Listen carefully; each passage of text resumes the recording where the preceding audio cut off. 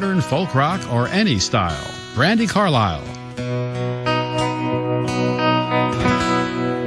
All of these lines across my face tell you the story of who I am. So many stories of where I've been, and now I got to where I am. But these stories don't mean anything when you've got no one to tell them to. It's true, I was made for you. I climbed across the mountain tops, swam on the shores of the ocean blue. I crossed over London and Gold, but baby I'm rock them all for you. Oh, because even when I was broke, you made me feel like a million bucks. You knew all I was made for you.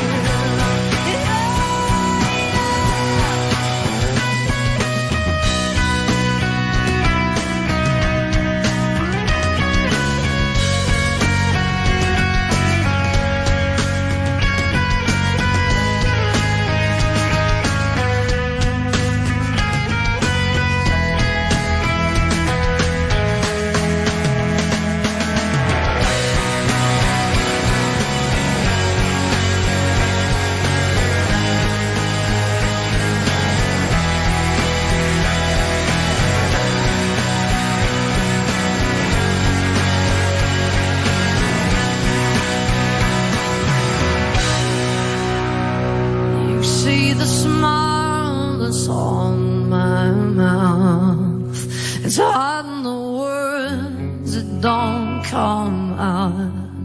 And all of my friends who think that I'm blessed, they don't know my head is a mess.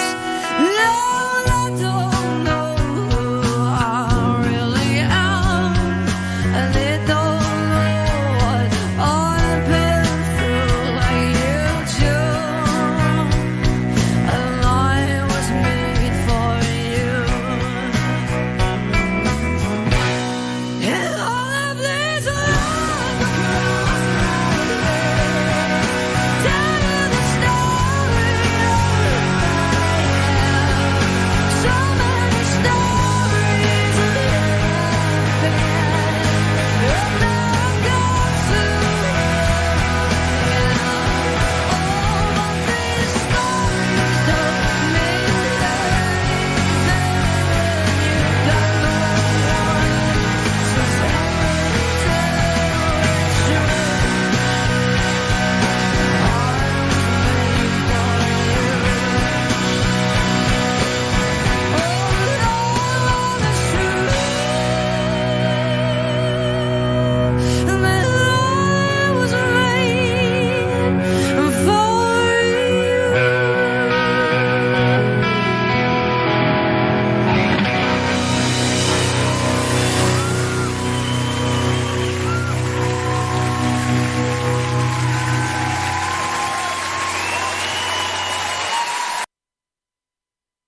You've got to tune to listener-powered KEXP Seattle, the afternoon show. I'm Kevin Cole. You just heard Star.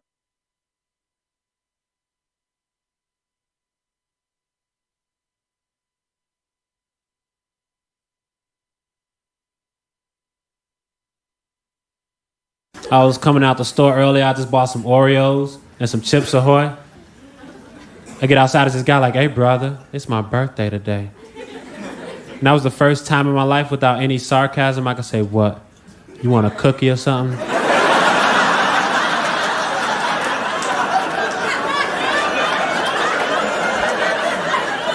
Because any other time you say that, you being a dick, but I meant it from the heart. How many cookies you want, man? You want 7 cookies? That's way too many cookies. You're being ridiculous right now. You should get like 3 or 4 cookies and get out of my face. Don't try to take advantage of my generosity. I like to save money, so instead of paying like big ATM fees, I'll go to like Walgreens, buy something small, then I'll ask for cash back. Lots of people do that, but I'm different because I'll return the item that I just bought with no problem. Like, yeah, these Reese's Pieces, I like to return these. Thank you. My receipt is still in your hand, actually. My receipt is still in your hand.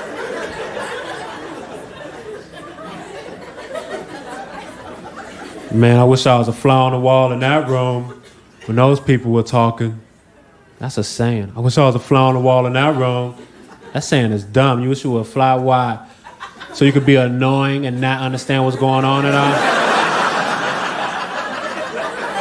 Because that's what flies do all day when they're trying not to get killed. They frantically avoid death and they don't understand English. That saying should be, I wish I was someone that those people trusted.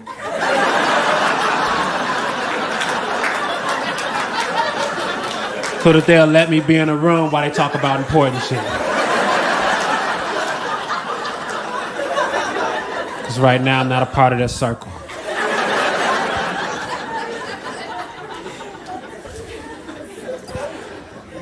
There's a lot of homeless people in Chicago. I help out the homeless, but they have to do stuff for the money. I don't just give it away. They have to earn. This one guy was like, hey, brother, help me out with some cash. I said, you want to make some money? He said, yeah. I hand him a picture. I said, you see that guy? I want you to kill him.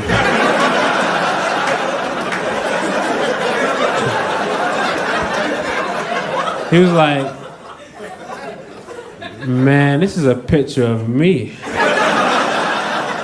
was like, yo, shit is weird out here in the streets.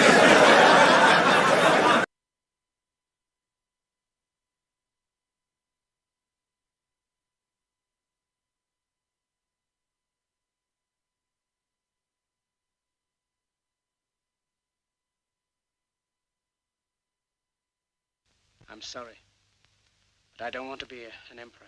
That's not my business. I don't want to rule or conquer anyone. I should like to help everyone if possible. Jew, Gentile, black man, white. We all want to help one another. Human beings are like that. We want to live by each other's happiness, not by each other's misery. We don't want to hate and despise one another. In this world, there's room for everyone, and the good earth is rich and can provide for everyone. The way of life can be free and beautiful, but we have lost the way. Greed has poisoned men's souls, has barricaded the world with hate, has goose-stepped us into misery and bloodshed. We have developed speed, but we have shut ourselves in. Machinery that gives abundance has left us in want. Our knowledge has made us cynical, our cleverness hard and unkind. We think too much and feel too little. More than machinery, we need humanity. More than cleverness, we need kindness and gentleness. Without these qualities, life will be violent, and all will be lost. The aeroplane and the radio have brought us closer together. The very nature of these inventions cries out for the goodness in men, cries out for universal brotherhood, for the unity of us all. Even now, my voice is reaching millions throughout the world, millions of despairing men, women, and little children, victims of a system that makes men torture and imprison innocent people. To those who can hear me, I say, do not despair. The misery that is now upon us is but the passing of greed, the bitterness of men who fear the way of human progress. The hate of men will pass, and dictators die, and the power they took from the people will return to the people. And so long as men die, liberty will never perish. Soldiers, don't give yourselves to brutes, men who despise you, enslave you, who regiment your lives, tell you what to do, what to think, and what to feel, who drill you, diet you, treat you like cattle, use you as cannon fodder. Don't give yourselves to these unnatural men with machine minds and machine hearts. You are not machines. You are not cattle. You are men. You have the love of humanity in your hearts. You don't hate. Only the unloved hate. The unloved and the unnatural.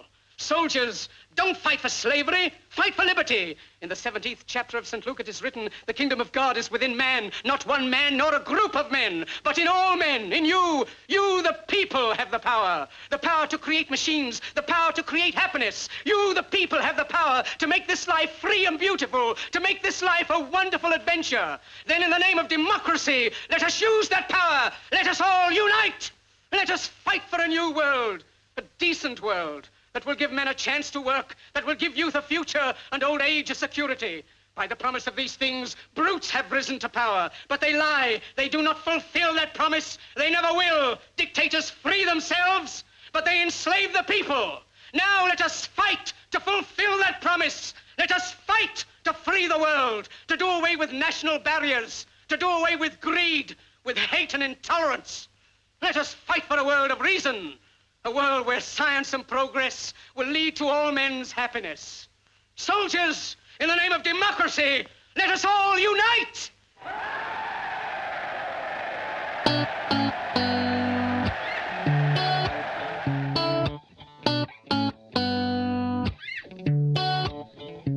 In the summer, Okay.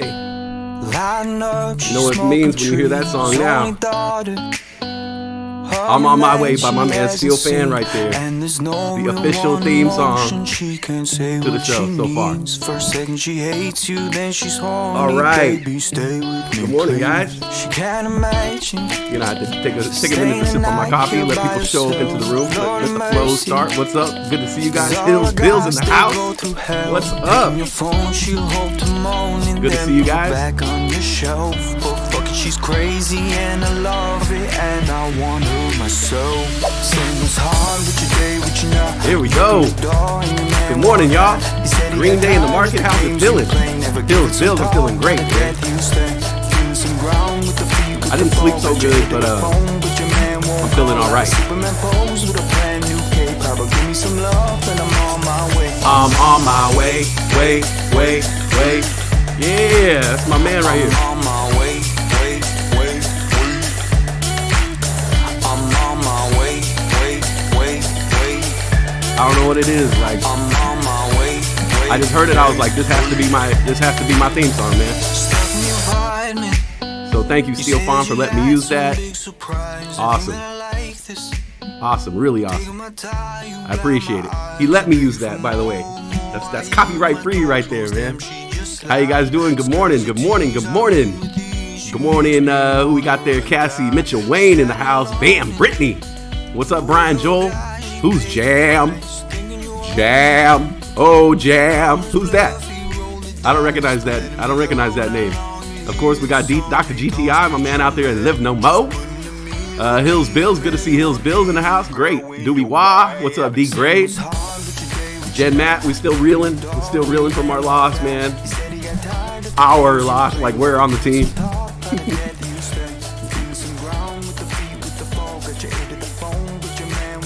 All right, turn this down a little bit there. On my way. Good morning, guys. Doing great here, looking for some snow. Brian Joel, looking for some snow. You want to party? What's his face? I was playing some clips earlier, and one of them was Hannibal Buress, and he has this great joke about people who do drugs. He says, sorry, Steel Farm, we're going to turn you down now. Good morning, guys. Hannibal Buress, he has this joke. He says, people who do cocaine are shady about it. He says, if people who drink, they ask you out for drinks. They say, hey, you want to get some drinks? People who smoke, they're like, hey, man, you want to go smoke weed? So people who do cocaine, they say, hey, you want to party? Hey, do you party? Do you want to party?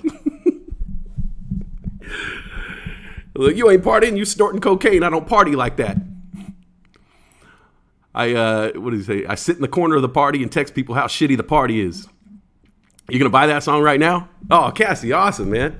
Very awesome. My man Steel Fan, the artist from Ireland. I got to get him on the show, actually. He's got a cool story. I would love to get him on the show and just have him interview him for a little bit. He has this great story. Came all the way from Ireland. Went when he was making music, his music is very similar to like Ed Sheeran type of music, as he's been doing this a long time. And people really like were kind of hating on him in Ireland because they were saying like he was making black people's music, you know, and members of his family were just like up in arms. They didn't like what he was doing, you know, and he was just like, no, this is my dream. This is what I've been put on earth to do. And so he just bit the bullet and was like, you know what? I'm going to go to America. I'm going to go to LA and just showed up in LA, you know, like fresh off the boat. And just, you know, just did what he had to do to survive, taking jobs at bars, taking jobs at restaurants. That's how I met him. We worked together in a restaurant. Even had a job as a bouncer, doing odd jobs, you know, piano lessons and whatnot, and just grinding it out so hard to where like, which a lot of artists face, just hitting that wall where it's just like, all right, nothing's happening. You know, I think it's time for me to go back to Ireland with my tail between my legs. And he never did, though. You know, I know he hit that wall a few times, but he never went back. He even had a crushing loss, man. He was supposed to be on that show, The X Factor.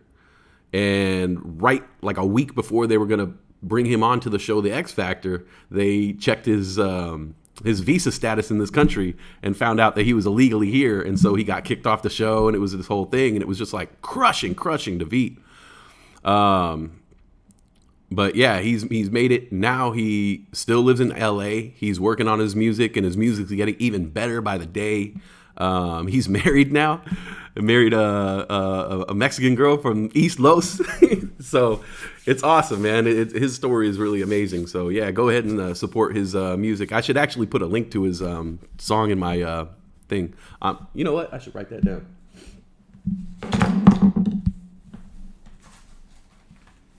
Shout out to my man. Fuck, man. I'm so fucking scatterbrained half the time. By the way, we could cuss on this channel, Hills Bills, just to let you know.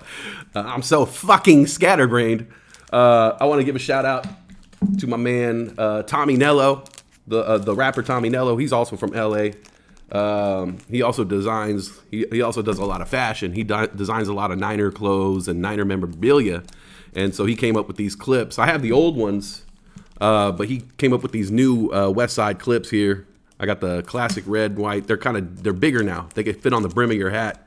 I got the green, and he made me these blue ones. You guys might notice this one. This is the, this blue one is the logo of my YouTube channel, my new YouTube channel now. So shout out to Tommy Nello for coming up with those. He's another one. He's another character I'd like to get on this show, man. That dude's had a crazy life, and is just like this amazing father. And you know, people look at him like he's a thug, but when you get to know this guy, he's just a fucking amazing person. Oh yeah, Jen Matt saying thank you to Mitchell Wayne for the NFTs. I want to thank Mitchell Wayne as well for helping me out with this channel here, trying to incentivize some people, giving out some NFTs there in the background. I appreciate it, really appreciate it, and we're gonna work together on bringing a little bit more of that to the people. So thank you, Mitchell Wayne. Guys, if you don't have a Wax wallet yet, get that Wax wallet going, man. It is simple as hell. You could do it in 2 clicks, and there is a ton of NFTs that you could hold on that Wax wallet, and it costs pennies to mint. So thank you, Bam Brick. They are badass, right? I got one for I got some other ones that I'm supposed to send out. I know I was supposed to send out one to Mitchell Wayne. And I was supposed to send one out to somebody else. Yeah. So it's all fresh for me over here. You guys know, obviously, you guys obviously know my story. All this is new for me, doing the show on my own, and I'm learning as I go. You know, just trying to put everything together in the morning. And I had a fucking terrible night of sleep last night. Like, terrible night of sleep. I woke up in the middle of the night at like 4 in the morning, 3:30 in the morning. Okay, well, part of it is my fault because I ate like a fucking savage at like 11:30 at night. I don't even know why. I just had the major munchies. I had the major munchies, and I ended up by eating a hot dog. All right. But it was like a tiny little hot dog. It wasn't like a fucking ballpark or nothing. Like, now I know, always buy the bun length hot dogs. Always buy the bun length hot dogs, because there's like an inch of bread on each side. And like my first and last bites were just like ketchup and mayonnaise bread. It was just fucked up. So now I know. Now I don't even know why they sell like a non-bun length hot dog. Nobody wants that shit. But I ended up by having a hot dog. And well, I had this is how you make lemonade. Thank you, Hills Bills. You know, like I said, we got to start somewhere. We're going to start with 10 viewers and hopefully turn that into 100. It'd probably take like 10 years. But yeah, I had a hot dog, and I did the first hot dog was real simple. It was like right at 11:15, you know, and I knew I was going to go to bed pretty soon, but I usually like lay in bed, right, and watch some TV before I fall asleep. So I was like, okay, I'm just going to have a hot dog because I'm not going to sleep. I have these I'm so ravenous right now.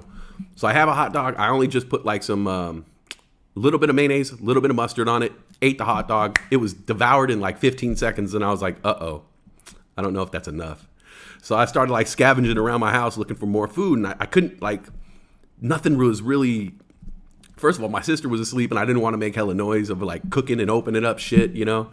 I feel like in the middle of the night when I'm opening up a bag of chips, like she just hears every crinkle of the bag, just like, I swear to God, like a bag of chips is the loudest thing on earth. I don't know, it just feels like it echoes off the wall. So anyways, I was sitting there and I was like, all right, I'm just going to go to bed after that one hot dog. It's fine. You know, use some self-control, goddammit. Well, I used no self-control. I was like, I'm just going to have another fucking hot dog. Went back to make another hot dog. And then I was like, well, I kind of want to have 2 hot dogs. So I ended up by having like 3 hot dogs from 11 o'clock at night until 11:30. I ate 3 fucking hot dogs and then drank like a soda. Ended up by like getting ready for bed, going into my bed, and then I was going to sit around and stay up for a while. I was going to stay up and let the hot dog digest while I was sitting up. No, that didn't happen. I immediately fell asleep and just crashed out with a fucking belly full of hot dog. And so I woke up at like 3:45 in the morning with the wicked stomach ache, a wicked hot burn. All right, so then I was just kind of like, I woke up, drank a ton of water, and tried to settle my stomach down. And then I just got like some, like, I don't know, like one of those things where my mind just told me, like, open up this app. You have to open up this app. I don't know why. And sure enough, like, I opened up Instagram, and someone was texting me in the middle of the night, and they couldn't text my phone. Like, something was wrong with, my phone wasn't receiving their texts. So they were trying to communicate with me through Instagram at like 4 something in the morning. And it just so happened that I was awake and started a conversation with someone at like 4:15 in the morning. And it was almost like I was meant to wake up at that time. But then my mind started getting active and shit. And I ended up by staying up until like 5 in the morning. I watched the pre-market a little bit. And numbers were looking nice, man. Like in the pre-market, I could already see some of the stocks I was holding were already fucking going nuts. Self-control, eat more. Brian Joel with the hot dogs. For real. 3 hot dogs. Count them. So yeah, it was an interesting night. And then yeah, I ended up by finally crashing out somewhere after 5. And honestly, I probably would have stayed in bed. Like I don't know about you guys, but I'm the type of person who, and I know I've talked about like depression and shit before, and I do suffer from depression, but you know, I've learned how to like really reel it in a lot of the times and just hammer through the day. But part of my problem is I'll sleep relentlessly. Like I'll sleep until I have to be somewhere or do something. So I need to give myself activities during the day, or else I'll just stay in bed all day. That's why I really needed to go back to work. That's why I love doing the radio show, because it was something that got me out of bed. And if I didn't promise to come back on the air today, I probably would still be in bed. I'd probably stay in bed until like 3 in the afternoon. Like I know that sounds sad.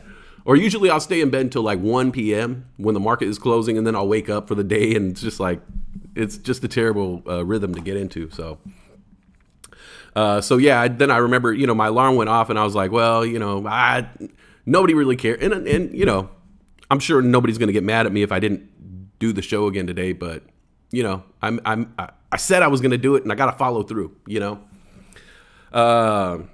So I got myself up, got myself caught. I'm feeling good now. I don't think I'm gonna go back to bed today, but it was a rough morning and a rough night. But I'm back and I'm here.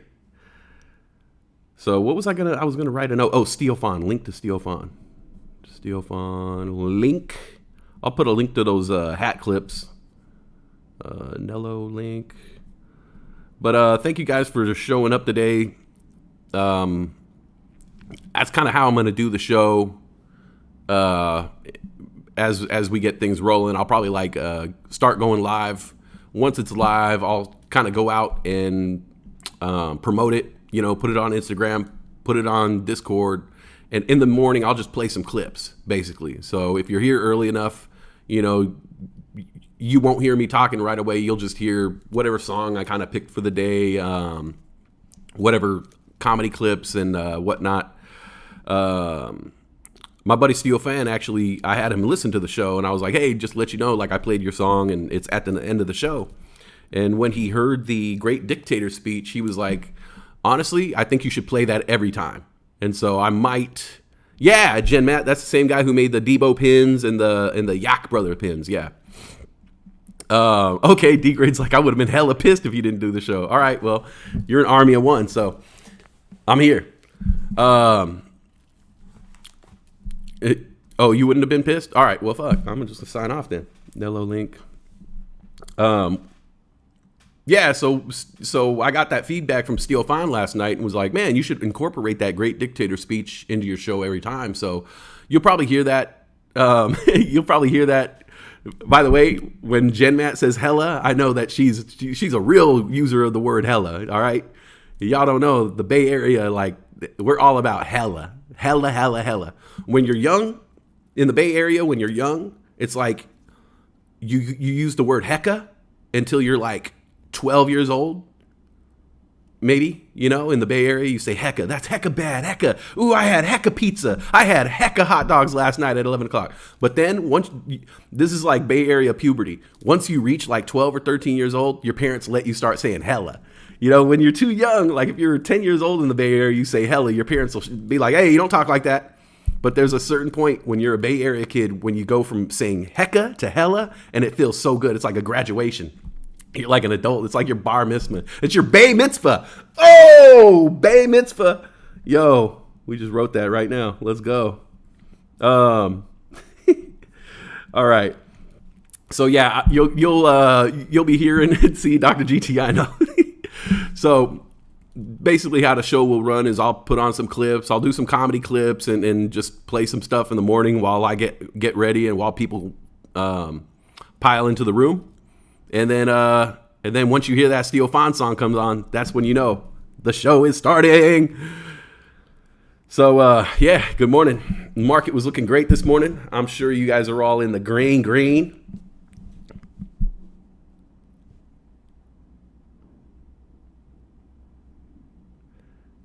Steel Fon right here. What time are you going on? I'm on now, man. Shit. You 15 minutes late. And so I feel hella old. So was staring at the screen until the notification bell showed its smoky face. Smoky! Hopefully nobody how do I approach that topic? Hopefully nobody received any backlash for watching the channel yesterday. I know I talked to some people who, I don't want to say backlash, but maybe there was some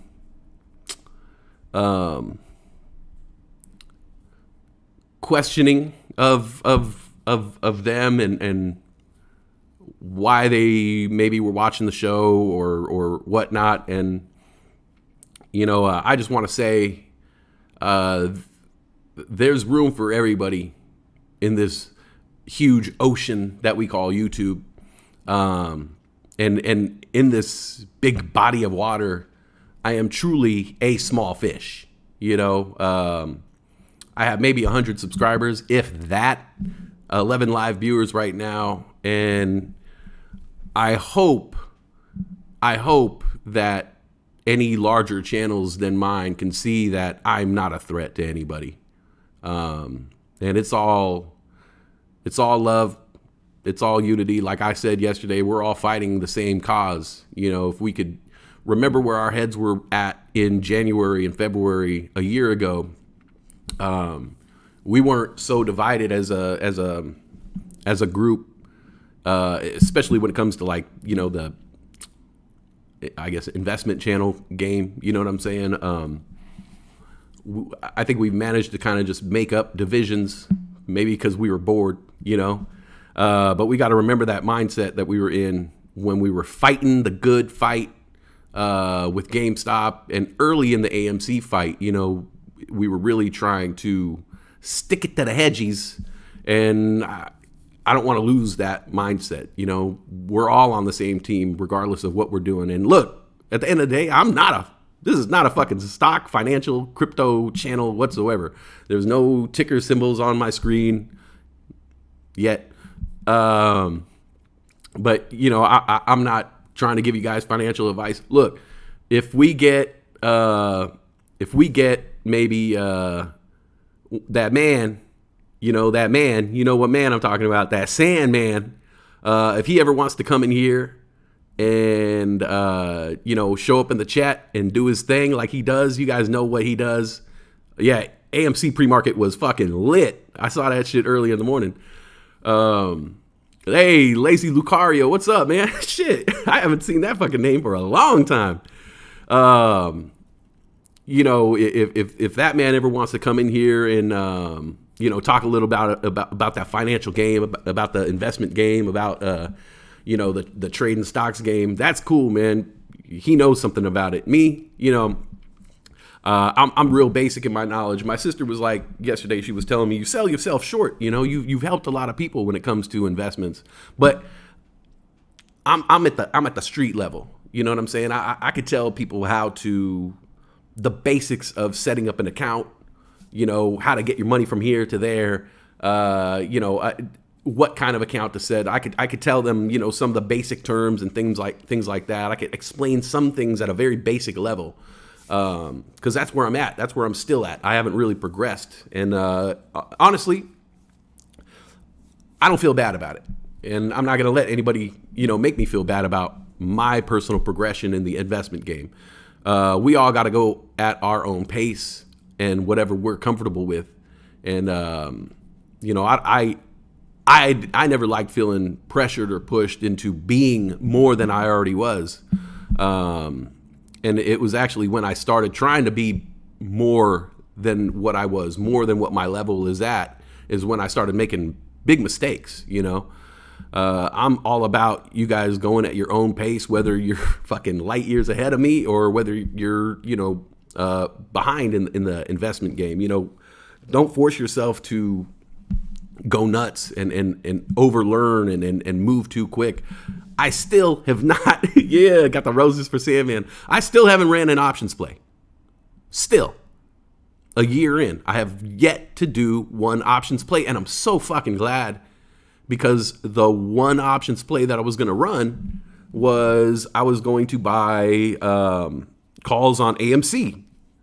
When it dipped below 25, I was going to buy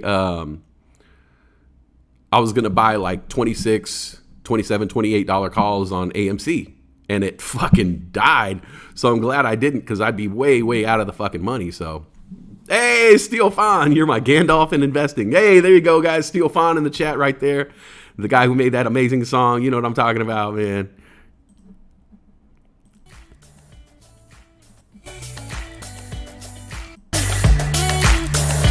I'm on my way. Who made that song?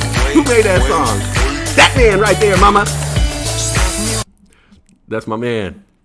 So, you know, that's my specialty when it comes to the stock and crypto game is getting people who have no fucking experience in the game. Let them know, like, if I could do it, you could do it, and we could do it together, and that's it. So I don't really have any fucking right to run any kind of investments channel or stock channel or anything like that. I could just show you the ground floor, and then you guys can run with it. And honestly, like, I respect you guys, and you guys are smart enough, and I understand that I really don't think anybody is looking for any advice, especially from me. You guys are smart enough, and you guys do your own due diligence to the fact where we could lightly talk about stocks and crypto, but I know you're not looking for any advice from me. You know, you guys are smart enough, and you guys are doing your thing.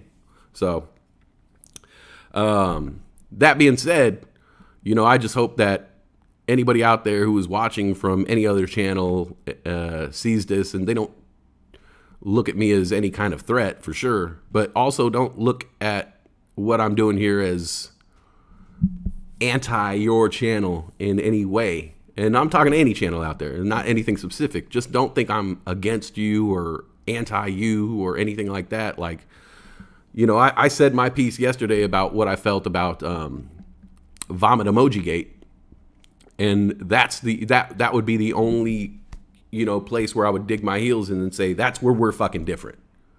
You know, that's the only, you know, real offense that I could really, you know, be vocal about and say, like, that crossed the line for me, and that's why I'm back, is because it just set me off. So, but I'm in no way a threat. I'm in no way anti. I'm in no way. You guys know. You guys have been listening to me for a couple days now, and I haven't said anything, you know, negative. I haven't said anything other than, you know,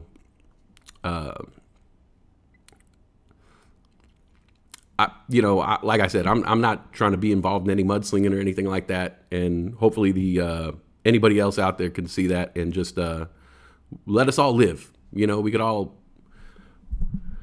live here, man. There's enough meat on the bone, and trust me, there's no meat on my bone. All right, we're just chilling. So hopefully nobody faced any kind of backlash in any way for just being here and connecting with me and things like that. Bay Mitzvah. I just wrote that shit, man. Amazing.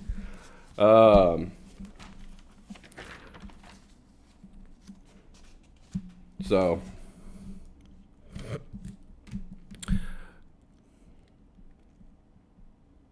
Tom Brady retired. You guys see that? Tom Brady retired. And man, I got to admit, I'm kind of bummed out. I thought he was going to go another year. I mean, the dude looked great this year. He led his team to the playoffs. I thought he had a couple more years left, and it made me feel good because I was like, yes, score one for the old dudes. Like, he's out here showing, you know, people that, you know, being in your lower 40s ain't thing. But then he retired, which is cool. I mean, you know, dude put in his work, but man, I wanted to see him. It's crazy how, like, he went from being nobody to me to a villain, and then he went from villain to a hero in my life. Cassie, yes, I actually did hear about that. That was removed, but you know, that's the thing about the internet. You know, when you fuck up on the internet, I always use the analogy of peeing in a pool. You know, once you piss in the pool, you can't remove the piss.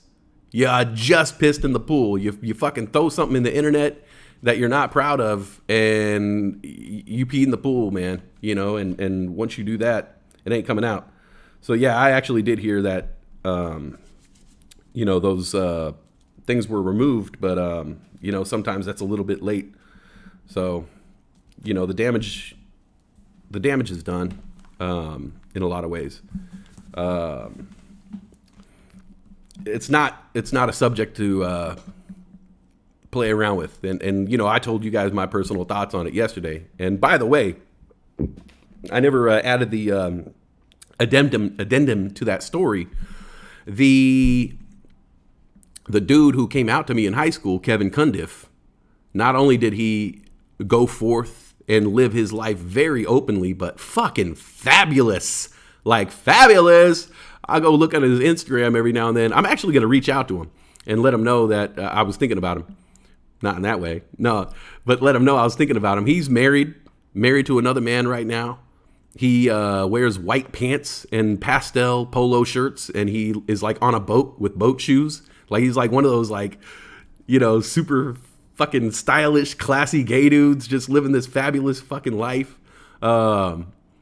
He even, you know, like I even saw pictures of him like dressed up like a woman. Every now and then he'll go out and dress up like a woman, and he is a fucking hot woman. Like I'm not lying, man. I saw pictures of him on Instagram. I was like, holy shit, man. Like you look fucking great as a woman. Fucking great fucking facial structure, man. Amazing. So yeah, just to throw a little asterisk on that story, my man, not only did he follow through with coming out, but he came out and like 2 snaps up with a twist and a kiss. Can't touch this. And he's living his life and looking great. And just, you could see in his Instagram, his profile, he's just fucking happy. And he's the person that he was supposed to be. And I'm glad that he never, you know, stayed closeted and lived a life that wasn't true to himself. So,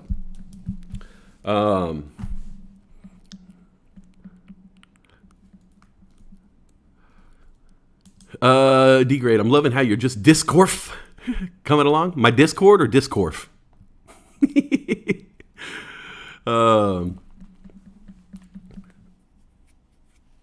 So, what was it? I don't know what else I was going to say today. I had some topics, but nothing like really relevant to the world. The Tom Brady thing kind of bummed me out. Like I said, I wanted him to play a little longer. Like, I don't know. I like when like the old guys are still around. Like, you know how like when your old players, they start to retire and then you realize how old you are, you know, like it started to happen to me when like, you know, Shaq retired and then, you know, Jordan was retired and then, you know, Kobe retired. What's up, Tyson Kane? Hey, what's up, Tyson? What's up, bro? Oh yeah, D-grade. I gotta send a special shout out to D-grade for sure. And all the boosters, all the people who helped boost my server. I 100% did not think I would get to this level. Now, I thought it would take me at least a year to get to that level. But D-grade and all my boosters, you guys came through, but especially D-grade just fucking came out with those boosts. My server is completely boosted up now. So the Discord, we're ready to have some fun in that Discord. You know what I'm saying? I had set up the dominoes in the blackjack room, but I didn't have enough boosts to make that work. Now, we could make it work. You're happy about the retirement? Not gonna lie, Gen Matt. Oh yeah, Steel Fan. I forgot to say, like Steel Fawn, sorry. Steel Fawn did just start to collect vinyl. I noticed that. I got more vinyl than him, but he just started collecting vinyl. Yeah, Steel Fawn, you gotta put something out on vinyl, man. If you guys haven't heard, oh my God, I'll play it for you. I'll play it for you guys real quick. I think some of you guys have already heard this song, but this is one of his songs that I absolutely love.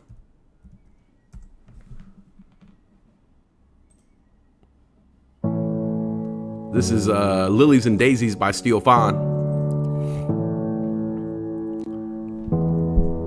I am going to get married to this song. I already planned my wedding. Like a touch from a shooting star, you put your hand in my open palm. Can't explain how we came along, but love, it was you. The boy good. With the days we spent writing poems to say what you meant. Yeah, we knew this would have to end, 'cause you weren't whole. I know he's gone and you cry sometimes. I felt the pain, he was on your mind. I swore to love, I would hold the line. How about lilies and daisies for you? And even though that you can't move on, I'd cry across the earth, I would write you songs. I'd tell the world you're the one I want. I'll buy lilies and daisies for you. Yo, for real, that's a fucking hit. That's a fucking hit. Look here, I'm your agent and I'm telling you, you got a hit here, kid.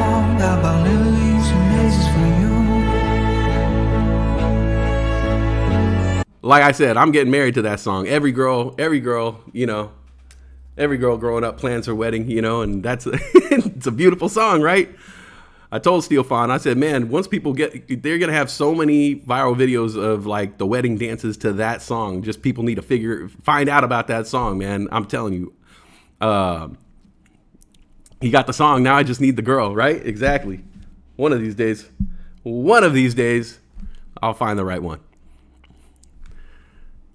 But yeah, that's I love that song. And one day, my dream wedding, I'm gonna get married. Oh, I can't wait! I already picked out the perfect dress. Steel Fawn says, I would love to NFT my music, just don't know how to yet. I think we're gonna get to that point right there, Steel Fawn. You're talking to the man right there.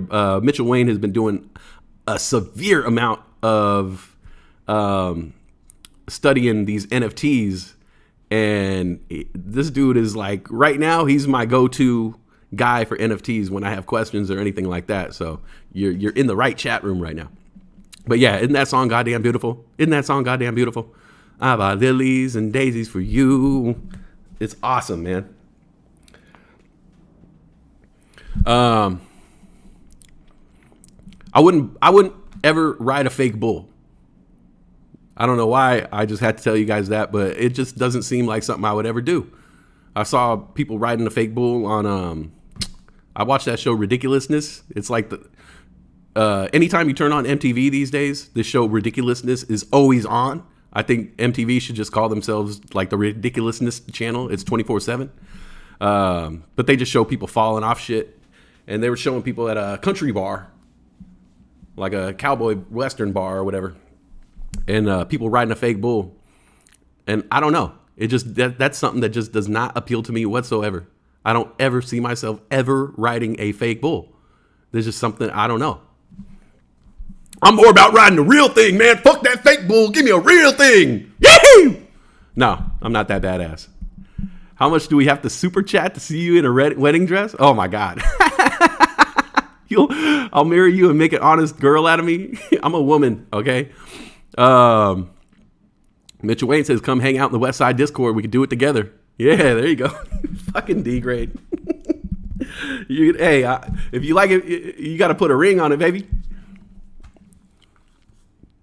You've been listening on Rarible for free, but have no idea they will sell because the buyer has to pay the gas fees. Well, that's why, if we do NFTs, especially like through this channel, on this channel, we will go and do it through the Wax wallet.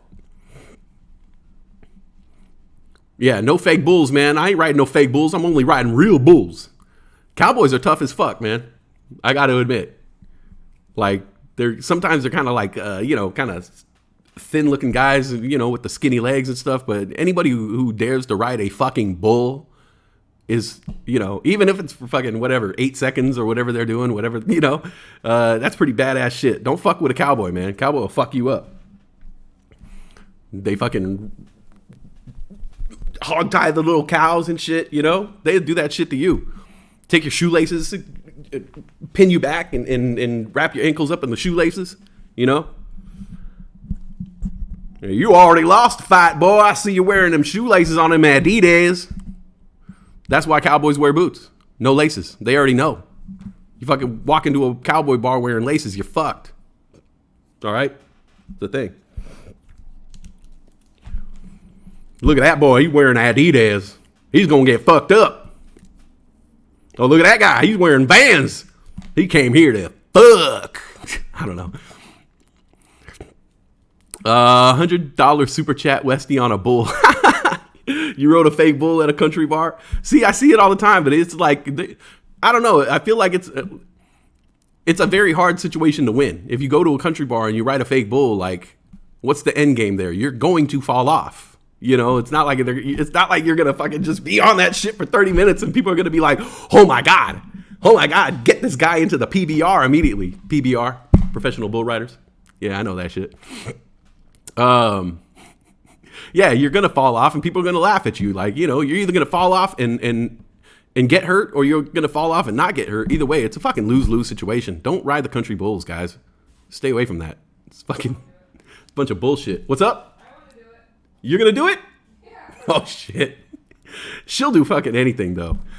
Me and Ayla watched the Amazing Race together. If you guys are familiar with the Amazing Race, it's like teams of 2, and they have to go all over the fucking world. But everywhere they go, they have to do some kind of fucking stunt, some crazy shit. And I'm always watching with Ayla. I'm like, I hope you're doing that. Like, if we went on this show together, you're doing that, right? You're jumping out the fucking plane. She's like, yeah, I'll jump out of a plane. I don't give a fuck. I fucking jump out of a plane every fucking day. You know. People are eating worms and crickets and cockroaches. I'm like, you know, you're doing that. If we, you know, we're doing that.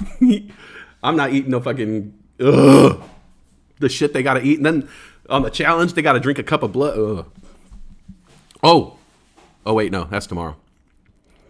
Rarable is lame. SOL and wax is where it's at. $1,000 super chat Westy on D grade. $1,000 super chat, me riding D grade. Oh my God.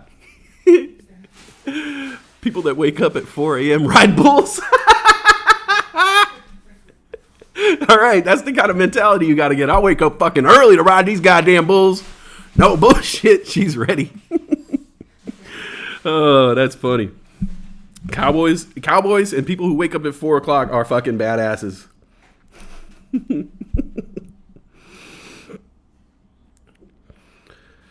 Oh, too funny. Yeah, it's crazy that there's no super chat here. Somebody earlier was like, "Hey, say the soup." I haven't said it in a million years. Why don't you put your Cash App on there? Cash App? Yeah. I'm not looking for money. You know, I'm just trying to do my thing. I don't know. I'll say, like, if I put Brittany, you going to and you want to ride a bull away from keyboard, all right, keep it on that channel though. Let me get them viewers still. The algorithm, the fuck that is. I forgot what I was saying. I was about to say some stupid shit. It was just some stupid shit. Don't fucking matter. Oh yeah, somebody else said, like, you should put your Cash App. Degraded's hilarious. I always felt bad deleting his non-PG chat. Right? Exactly. You know? Well, guess what? You could fucking go to town here, man. I don't give a shit. Say all fucking the jokes you want to say. Fucking ride me like a goddamn bull, Degrade. I don't give a shit. Yeah,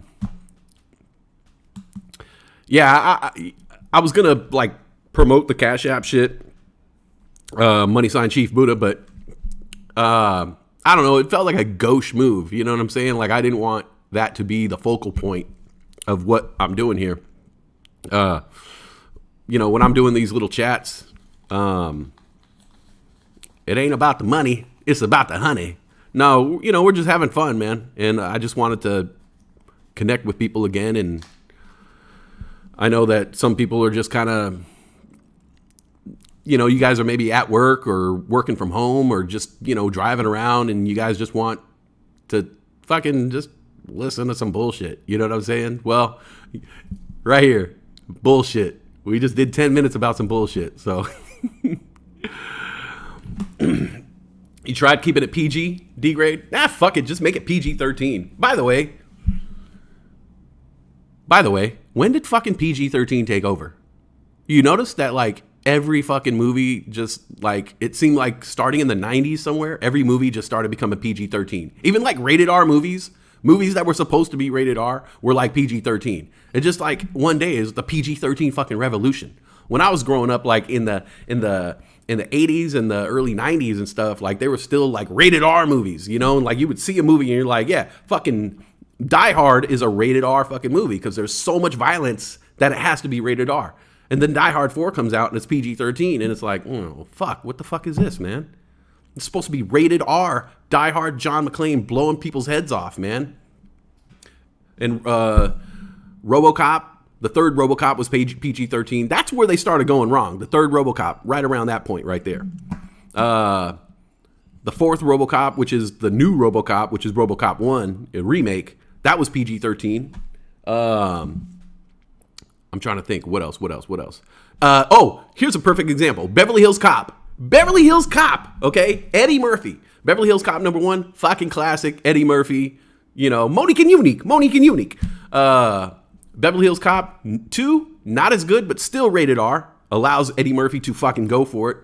Beverly Hills Cop 3, nobody gave a shit about that movie. PG-13.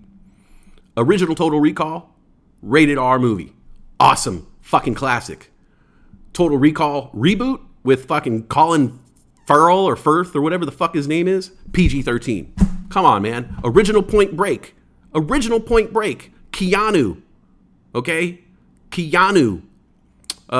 What's his face? Patrick, what's his name? Patrick Swayze. Keanu. Fucking Busey. Rated R. What do they do? Reboot. Point Break is now PG-13. Nobody gave a fuck about the movie, all right? Gremlins created the PG-13. Yeah, well, of course it was, non-R-rated movies kind of suck. Exactly, man. Let's keep it real, man. We live in an R-rated world, okay? And I'm a material girl. Yeah, it was also to sell tickets because they realized, okay, like PG is just for kids. No adults want to see a PG movie, you know? Rated R, you know, you couldn't get the kids in there. So let's just do everything PG-13. We'll tone down the violence. We'll take off the F word and we won't show any boobies. Come on, man. I want to see some boobage. I'm sure, you know, girls want to see someone hanging some brain every now and then. Just joking. Girls don't care about that shit. Yeah, Gremlins ruined it all. But without it, I wouldn't have a cat named Gizmo. Yeah, I hate the PG-13 revolution. I like a good R-rated flick. Whenever I see like an R-rated flick come out, you know, and like I get happy. I'm like, oh shit, R-rated. You know, it's so rare. I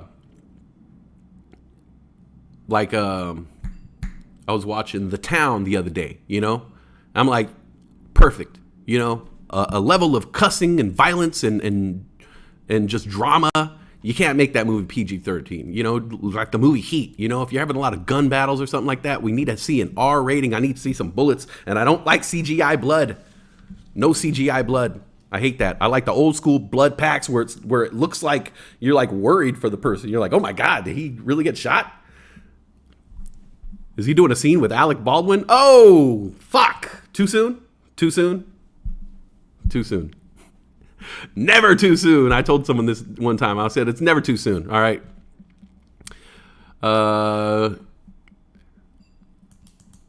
All right, Steel Fawn making deals. I'm a businessman. If White vouches for you, I'm all about it. Yeah, you guys know my real name is Johnny White, right? Just to let you guys know. I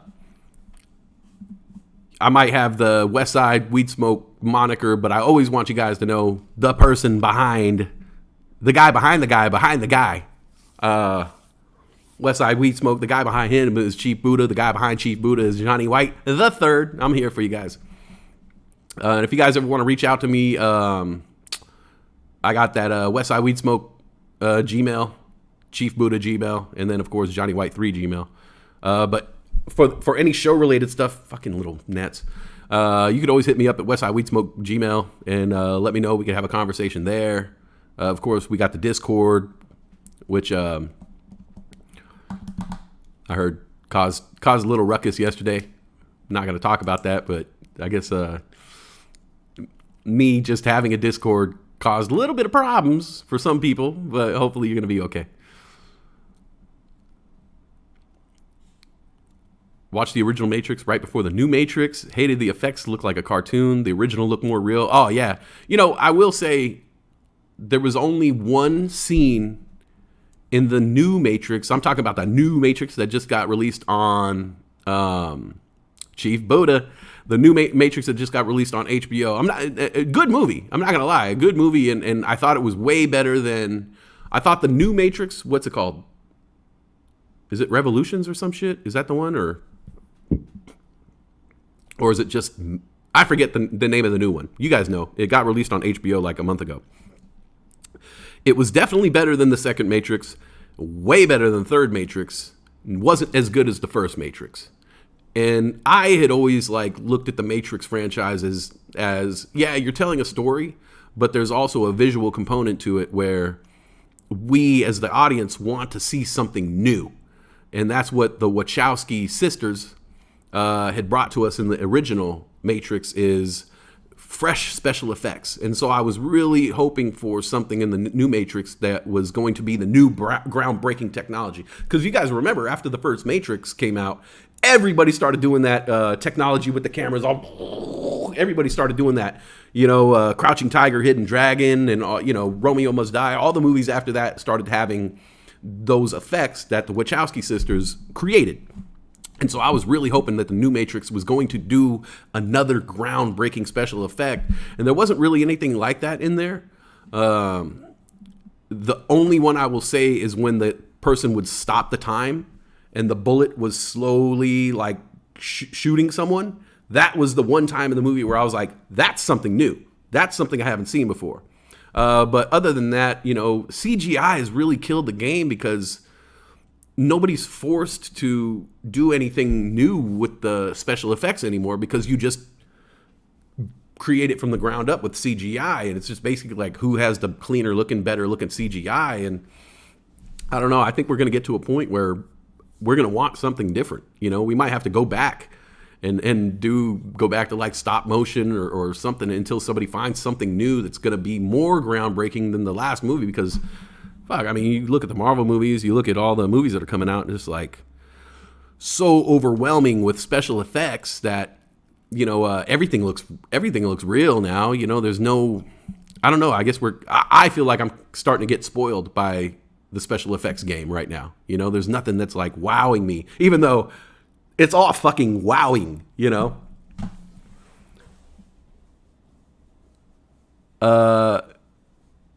Westy, I'll make you famous, so famous we'll get Jack Black. Oh my God. I wonder if Jack Black would remember me. I wonder. I thought you were Tommy Chong's son. Hey, man.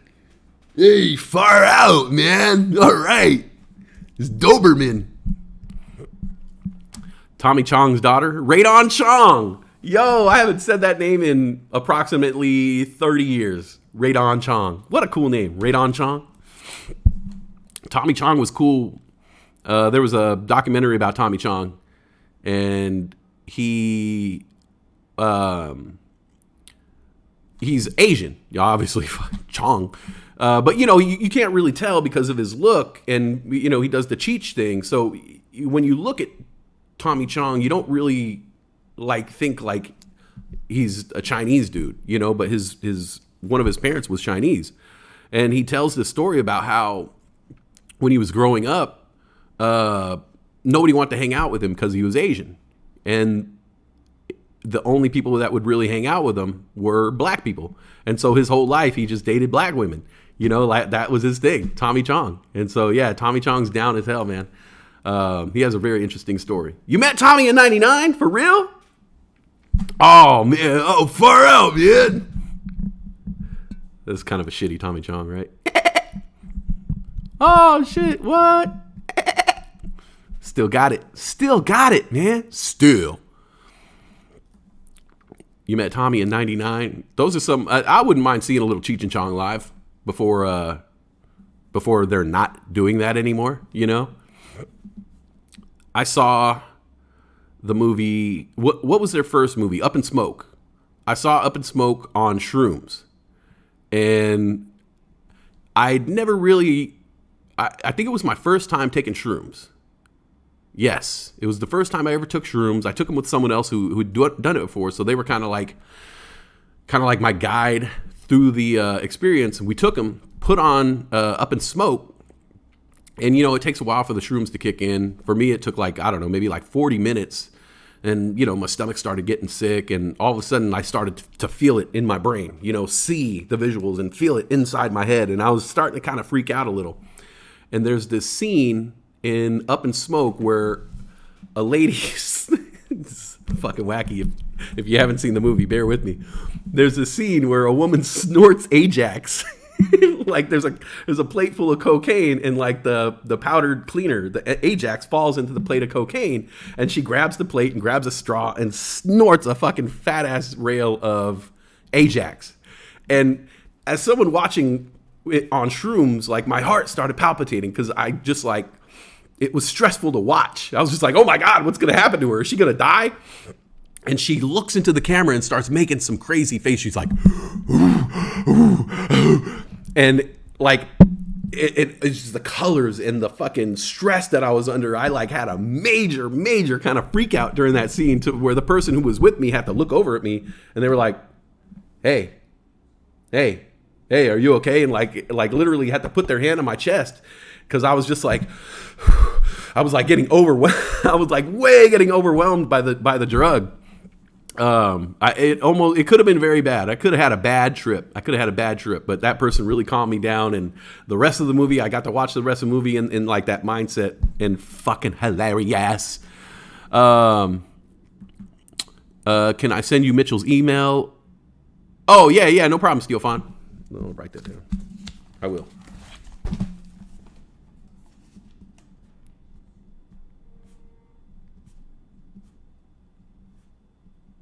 All right, I'll do that after the show, which I don't know how long I'm going to be on again today, but I did 2 hours yesterday, and I'm trying to shoot for that goal, but we'll see. Like I said, I don't really have anything. I didn't have a whole lot of shit prepared. Let's all work together. This channel is going to be a hub for all creativity. I love it. I've always wanted to have a channel that's a hub of creativity, where all kinds of creativity and creative people can express themselves, whether you're working on music, whether you're working on movies, whether you're doing comedy, or anything like that. Yeah, the snorts Ajax, that's your favorite scene. Subs already up since yesterday. Spread the word. Right on, Steelfon. Thank you. Used to do the elephant thing like the Ajax lady after the bong hit. That sound she makes, right? She like looks right into the screen, and like it's just so fucking heavy. It's so heavy if you're like fucking peaking on shrooms. Cassie says, sounds like a great hub, a great plan, a hub for creativity, right? Exactly. Saw Cheech and Chong during the America's Cup race in San Francisco in 2013. Oh, it was your first date. Right on. Dr. GTI, are you a, I know you live in the Bay now. Are you a, did you grow up in the Bay Area? Drop us a comedy skit. Yeah. Well, I got some shit that I, do have written out, but I need a little bit of help. And so hopefully I need to find out,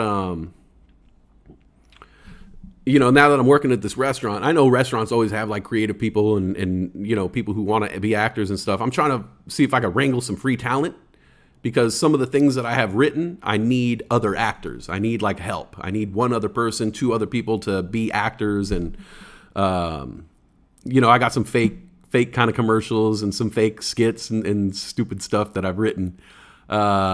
And so I do have a couple people that can help me out, but they're not really local right now. So I need to find a way to kind of bring this all together. Like you guys know, this is my second day of doing this, so we're kind of getting there. Jen Matt says, I'm a great interviewer. It'd be cool to hear me interview various different artists and creatives across platforms. Well, that is at the top of my list of things to do. I actually have a list of... I have a list of names that I've written down of like friends of mine. Of course, Steelfon being at the top of that list. Steelfon's gonna know some of these names. This dude Sus Boy, who's a clothing designer. I want to have him on here for a little talk. I have a friend named Deploy, who is a rapper. He's actually rapped with like Jurassic 5, Charlie Tuna. He actually was on the Fox NFL pregame show doing a like in the intro. They did a song about like the NFL teams. I think maybe in like week 4 he was on Fox NFL. So his name is Deploy. I have another friend named Alex Shebano, who is a movie director who made a really good documentary about pay-for-play college. I got a buddy named John Jarrell. He knows John. He wrote Romeo Must Die.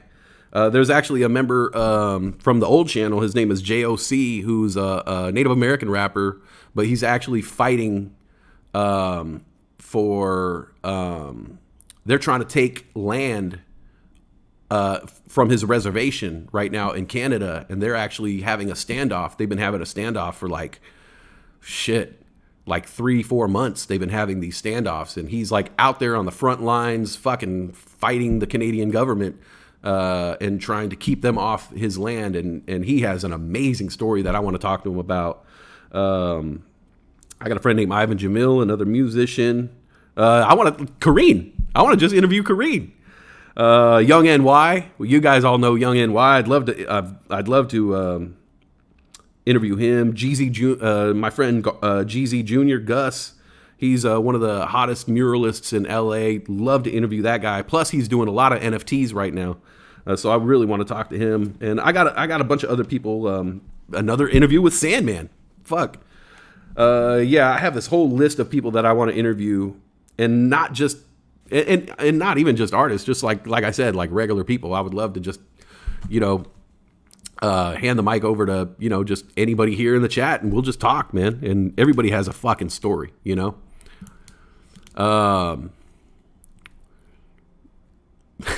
She waves her arms like an elephant trunk and makes elephant noises. Born in New Jersey in the late 70s, moved here early 80s. Okay. Okay, lived in the Dro, and then lived in Castro. Went to Castro Valley. We call that Cash Flow Valley. Yeah, exactly, D-Grade. Interview Gen Matt. Interview you again, D-Grade. Oh, yeah, you have 2 people lined out. Lucas Matty, Nashville recording artist. Yeah, I remember you told me. I checked out his music. That dude is like fucking a serious fucking country artist, man. Canadian standoff. Yeah, Canadian standoff. Different than the Mexican standoff, but both 2024 Westside Weed Smoke will be like the to-go stop for all creatives on a press tour. Mark my words. I like it, Steel Fawn. I like it. Steel Fawn is someone who I definitely like respect his opinion, but he's always like on the forefront of what's happening. Like, this guy really keeps his pulse on the finger of the entertainment industry. He knows kind of like what the trends are at the time, whether it's musically, whether it's kind of like politically. He told me last year, he was like, "You're Native American. You need to use that. You need to use that like everywhere you go. Anything you do on social media, you need to like hashtag the fact that you're Native American, hashtag the fact that you're Navajo. You need to let people know that, because right now you're at the top of the pyramid of minorities. You could get away with anything, like remember that. You got to remember that story, or remember that conversation, man. D-Grade, no story here. Yeah. You've only been to every fucking state. That's a story right there. I love D-Grade. D-Grade always says there's no story, but then we get to talking to him, and it's like, hilarious.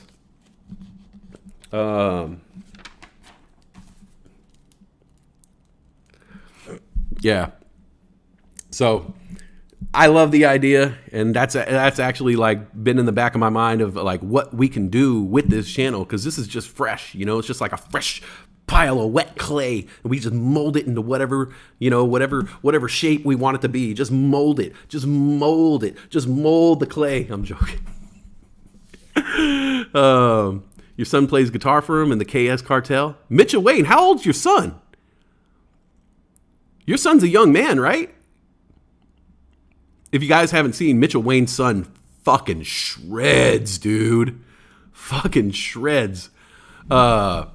He's a young man, I think he's probably in his teens, right? Fucking shreds on the guitar. Awesome. I saw him on TikTok shredding. And yeah, Gen Matt, D-Grade has the best stories. He doesn't even know, man. He doesn't even know. You know what we got to do? We got to do a viewing party. Watch when they do the Tiger King movie or whatever, and have a Mystery Science Theater 3000. Where, me, D-Grade, and we'll just watch it and make remarks about the Tiger King movie. He could fucking point at all the bullshit. You have the most valuable social currency on the period of intersectionality, my friend. Yes! Score one for the Native Americans! We have the most valuable social currency on the period of intersectionality. Yes! Mitchell Wayne, is it Osage or Osage? I've always wondered. Osage or Osage? Oh, you guys want to see some crazy shit? I'll show you some crazy shit. I'll show you my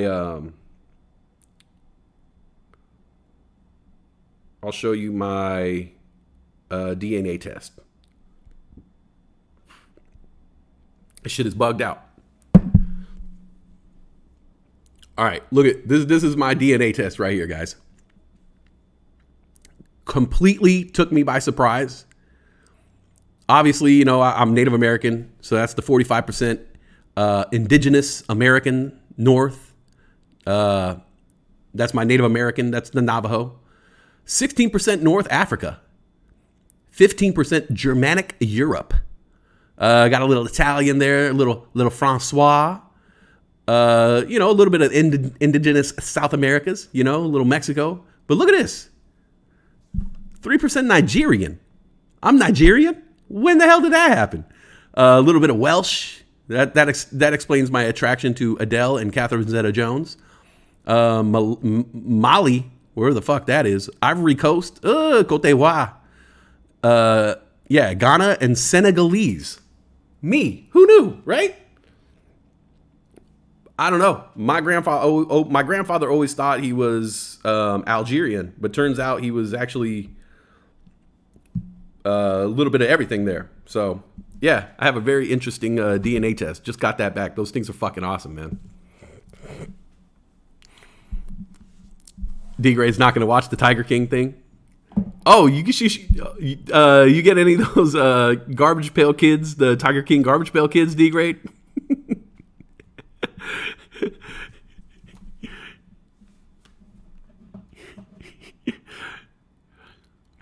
You meant period, I'm an idiot. Meant pyramid, I'm an idiot. I still like the most valuable social currency on the pyramid of intersectionality. That's an awesome. I'm just gonna write that down just so I have that written down forever.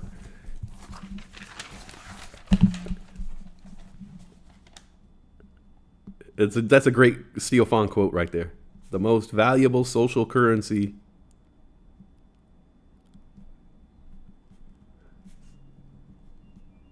on the pyramid of intersectionality. Where do you come up with this shit, man?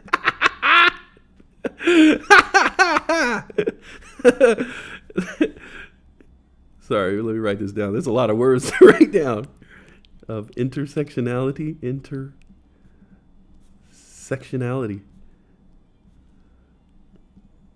This is fucking multi-syllabic sentence right there. Multi-syllabic. All right. Dr. GTI, 1% North African. North Africa? That's the definition of Heinz 57. Heinz 57. You know what's crazy? I didn't know that there was a Heinz 57. I thought that Heinz 57 was the ketchup.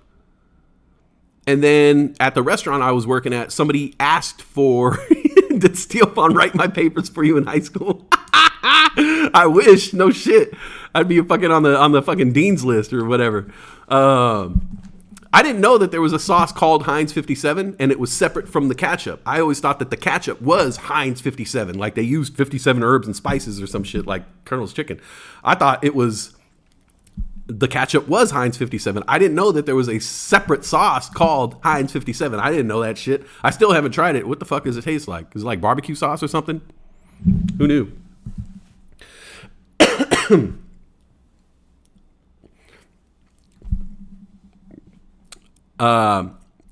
So you guys know I'm West Side. Weed smoke.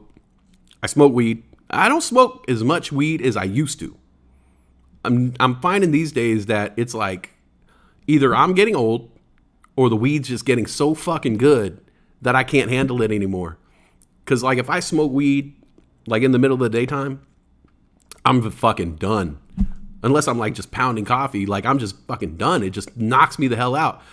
To where, like, if I get off the stream and smoke weed, I'm going to have to take a nap. I will fall asleep in front of the TV, like, for sure. So these days I just gotta smoke weed at the very, very end of the night, like next to my bed, like a fucking goddamn narcoleptic, because I'm just gonna like crash out. It's ketchup. It's ketchup is what we're doing right now. Oh, ketchup. You know what? People always make fun of the way I say ketchup. At the restaurant I used to work at, Steel Farm, we used to work at this one restaurant, and it was a Greek-owned restaurant, and one of the sons, he was cool, Thanasi, Yasu, Thanasi, Picanes. He would always make fun of me. Like I would say, "Would you like ketchup with that?" And he would be like, "Ketchup, ketchup," and like always make fun of the way I say ketchup. I don't feel like I'm saying anything fucking weird. I feel like I'm saying it just fine. Ketchup. Ketchup? Is it I don't know. But yeah, I've been smoking a lot less weed. I bought weed in December. I bought weed in December, and I still have the same weed. I've been smoking the same weed since December. I did buy an ounce of fucking weed, so maybe that is still, maybe I'm still smoking a ton of weed, but like I feel like I just take like 1 or 2 hits these days, and I'm fucking floored, man. Everybody always like I think I've been like smoking weed so long that now everything becomes weed. Like my mind is like weed centric, you know? Like people will say something like, you're supposed to be drinking 8 cups of water a day. And I'm like, 8 cups of fucking water? 8 cups of water? You know that's 1,892 fucking milliliters, man. God damn it. People talking about the porterhouse is $32.49. I'm like, man, that's only $2.70 an ounce, man. What the fuck? You don't got like a top shelf porterhouse, you know? All right, just let you know that's a joke that I wrote. I wrote that joke. I didn't just come up with that on the fly. I was just testing that joke out.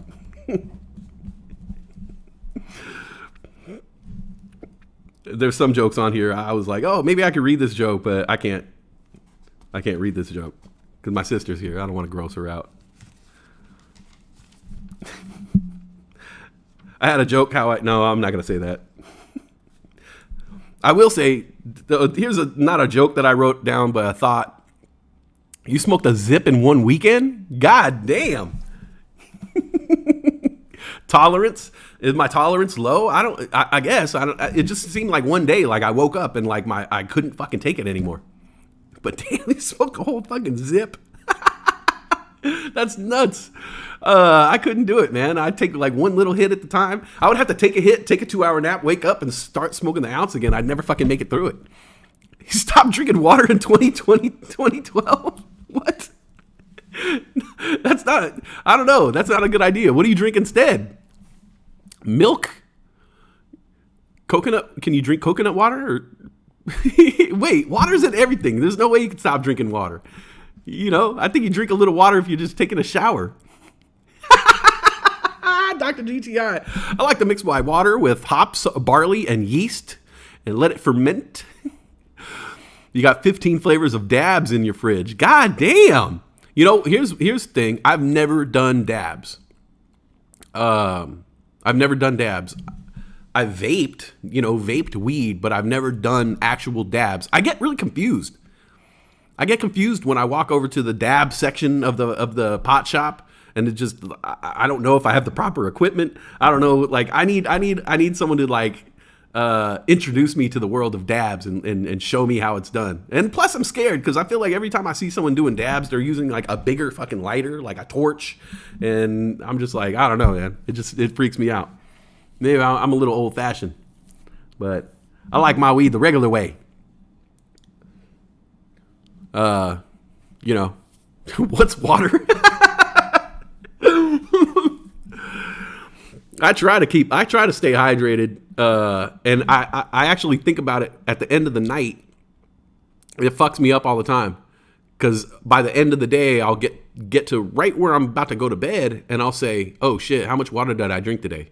I should probably drink a couple cups of water." But I always drink a couple cups of water at like 10:30 at night, and I'll drink like a 40 ounce of water, and then the next thing you know, I'm fucking waking up, in the middle of the night, having a pit. You ever wake up in the middle of the night and you try to like try to see if you could like bear the pain for a couple more hours. Like sometimes I'll wake up at like 4 in the morning or 5 in the morning and I have to fucking piss. But I'm like, maybe I could go back to bed and like just sleep for another 2 hours before like the pain becomes too intolerable. Like you'll like fight. I'll fight in my head of like, no, I could do it. I could fall back asleep and bear the pain. And then I'll wake up in a half hour and then I'll go, your friend calls dabs weed crack. Yeah, that's what it looks like. Dabs equal heaven. You bathe in Monster. Oh yeah, D-grade. You drink a lot of that Monster, huh? I don't drink energy drinks. I almost had one the other day, like a Red Bull. By the way, they're doing like spectacular things with Red Bull nowadays. There's this bar that we go to. Obviously, they must attract that college crowd, but I've never seen a bar that has like 6 fucking flavors of Red Bull.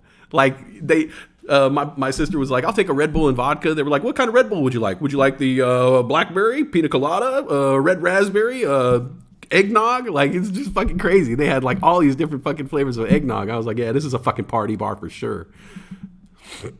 Bong hits is my main jam. See, I'm down with some bong hits. Say it, don't spray it, Westy. Oh yeah, by the way, I got shit on my fucking shirt. Why am I wearing this? I dropped some pasta sauce on my shirt, but this is my pasta shirt. Like whenever I'm about to hit up some pasta or some lasagna, I wear this because you'll never fucking be able to tell. I can get that shit all over, just get that, rub it all over my body.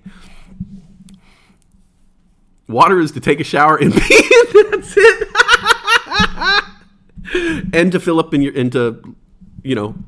your bong. Weed crack. I gotta try it. All right, one of you guys, when we hang out, one of you guys will have to introduce me to the wonderful world of dabs. I'll probably freak out. I'm telling you. Like I said, I'm such a fucking pussy these days. Like I will hit the dab and probably be like, I don't know, bro. I don't know. Be like, I didn't light it yet, bro. You didn't take a hit. Chill. Weed crack. Yeah. Forgot what I was talking about. I don't know. Who knows? But yeah. Never did dabs. Just like the old-fashioned weed. It's funny how like old-fashioned I am because like I just started rolling joints. I never would roll joints. And this year I was just like, part of it was everywhere I went, like I couldn't smoke indoors, so I had to have something to go outside. And then I just started kind of like getting off on rolling joints. Like, I don't know if you guys know this, but or feeling this, but like sometimes I'll be like, man, I want to smoke some weed, and I'll get some weed and I'll break it down. And, you're smelling it. And then I'm like rolling a joint up and I'll roll a joint and I'll, lick it closed and it's sitting there and it's kind of dry it off. And then I'll be like, that was wonderful. Wow. Like I didn't even need to smoke the joint. It was just like the rolling of the joint that like got me where I needed to be, You have a machine that auto heats, vibrates, and when it's ready for you to take the hit. What? Damn, I gotta see that thing. Gotta see that thing in action. You got a fucking weed robot and shit. Weed bot reporting for duty. Yeah, so I just started. I used to roll like with the zigzags, and then I found these raw papers, and I started rolling joints, and I thought I was like so like, I don't know. For me, I was like taking a step forward in my weed smoking. I was like, oh, okay, shit, we're breaking new ground here, man. I'm rolling joints. Hey, you guys want to roll a joint? Now everybody's like, joints? Fucking okay, boomer. Who the fuck are you? We're smoking blunts. We're smoking dabs over here, and like concentrates and some other fucking wacky ass shit. Like, I don't know. I couldn't keep up with the game. And now I'm fucking big old wuss when it comes to the weed. One hit done. Yeah. People say it affects your memory. It doesn't affect my memory. Never affected my memory. I got a great memory, Like I could remember. This is how weed has not affected my memory. Not only can I remember like song lyrics and actors and movies and fucking lines of fucking song lyrics and movies and actors, but I can remember every weed strain that I've ever smoked since like 2004. Every strain. I could start from the very beginning. Went Trainwreck, Silver Afghani Haze, Trainwreck, all of them. So like pretty fucking amazing, right? Fucking, I don't believe the hype when they say it affects your memory, man. I can fucking remember everything. Like song lyrics and like actors and movies and things like that. Check this out. I can remember every strain of weed that I've ever smoked since 2000. I'm joking. That was another joke that I wrote. Sorry, man. I just saw it on the paper. I thought I'd fuck around with it. Another joke that I had written. This is all like shit that I was just like writing last night, just like fucking around. Here's one. Here's one that I wrote that I actually used on someone. This is just some shit that embarrassed me. It happened to me not too long ago. But I walked into someone's house and I immediately was like, oh my God, it smells so good in here. Oh my God, who's cooking? What did you make? It smells so fucking good. And the person whose house it was like, oh, I just made some toast. And it like made me feel like the biggest fucking douchebag because I was like going off about how fucking great the house is. Oh my God, it smells so good in here. What are you cooking? Oh my God, are you making a turkey? Are you baking a cake? And they're like, no, I fucking made toast. You never had toast before, you fucking hungry motherfucker? Like, calm down.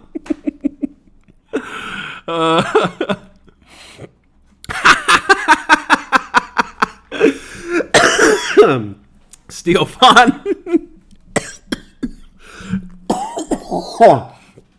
I can't read that comment. I'm not gonna read that comment out loud, Steel Fawn, because I'm not trying to gangbang. I'm not trying to gangbang on another channel or anything like that. But that's a funny comment right there. You got a dab. You got my dab rig and a bong on the kitchen table at all times. That's what I need right there, Brian Joel. You are absolutely right. Brian Joel says, I got my dab rig and a bong on the kitchen table at all times. Yes, I'm 100% with that. I need to get a kitchen table. I need a kitchen table for sure. And then I'll work on the dab rig and the bong. I don't have a bong even right now. I don't have a bong at this moment in my time. I used to always have a bong. Shit, at one point in time, I had a 4-foot fucking bong. And you had to like take the Bic lighter and like put the Bic lighter in between your toes, and then there was a rubber band on the Bic lighter, and then you would rubber band the whatever the trigger thingy, the release the gas, hold it in between your toes, and rubber band the red thing down, and then flick the lighter, and then hold the lit lighter with your toes, and then fucking hold the bong, and then burn the bong. And like use your toe to fucking light the bong if you wanted to do it by yourself. And you know, I'm a fucking individualistic motherfucker, I guess. I found a way to hit the 4-foot bong by myself. Yes. Cassie, you haven't had a kitchen table in years? Yeah. Kitchen table, is that the thing in front of the couch that faces? Kitchen table, my kitchen table is my fucking lap. Oh shit! Steel Fawn, look! Steel Fawn, look who it is.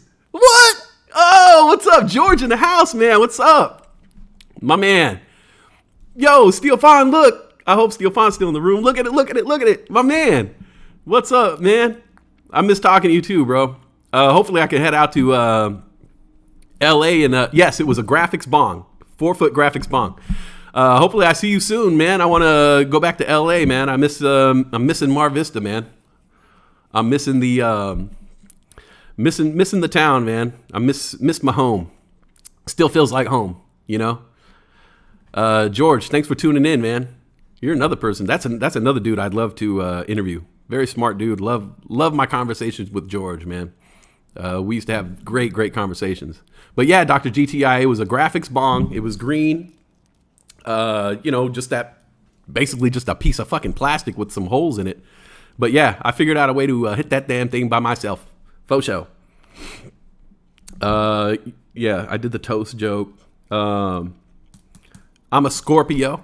A lot of you might know that. I'm a Scorpio. My birthday's October 27th. But like, there's a weird thing about being a Scorpio because it's like one of the few signs when you say you're a Scorpio, people have a fucking visceral reaction to you being a Scorpio. And it's weird living life as a Scorpio when you tell people like, yeah, I'm a Scorpio, and people are like, oh shit, fuck, you're fucking Scorpio. Oh yeah, that explains everything. Oh yeah, that explains everything. Yeah, of course you're a fucking Scorpio. Yeah, of course. You know, I don't know. It sucks, man. Nobody acts like that when you're like, oh, I'm a Pisces. People are like, oh yeah, you're a Pisces. My mom's a Pisces. Nobody likes Geminis either. Nobody likes Geminis? No. Really? They're supposed to be two-faced, two people. I never heard that. Really? Yeah. Oh. Wow. Interview with George about Japan would be great. Oh, don't bring that up, man. He's really sore right now. He's pissed that he can't visit Japan. But yeah, I mean, interview with George about anything, because George is just like a fascinating human being, a great photographer, a professor, and a world traveler. And he could speak fucking English and Japanese. And he's just a smart dude and like very compassionate. I would even say one of the most compassionate humans I've ever met in my life. So, hey, George, thanks for stopping by, man. Yeah, don't forget to hit that like button. Don't forget to like and subscribe. Hit that notification bell. You know what I'm saying? It's weird to say those things. Hit the notification bell, like and subscribe. Give me that thumbs up. Yeah, it sucks being a Scorpio. That was the joke. That was the punchline was like, oh, you're a Scorpio? Please leave. Or that makes sense now. Scorpios do suck. Huh? Scorpios do suck. Yeah, right? Everybody thinks Scorpios suck. They're like, oh, you're a fucking freak. You're a freak. Yeah, don't stereotype my horoscope. If you're going to stereotype me, stereotype the fact that I'm Native American. There's much, much more material there. Trust me. Trust me. There's a lot more to make fun of there than just being a Scorpio, you know? We got the nose and the drinking and diabetes and shit. I hate when people like know more about my culture than me, you know? People be like, oh, you're Native American, huh? Oh, you know, it'll be like, they'll like know some random facts about my people. And I'm like, oh, yeah. Yeah, I know them. Yeah, I know that, you know? Do you ride horses? You ride horses? No, I don't ride horses, man. Yeah. Do you farm? Do you grow corn? No, man, I don't farm and grow corn. Did your grandparents help win World War II in the Battle of the Pacific? No, man, stop bringing up shit. No. We get diabetes and fucking die young. He's very salty. Brian Joel, interesting peeps up in here. This is a perfect channel for a hub of creativity.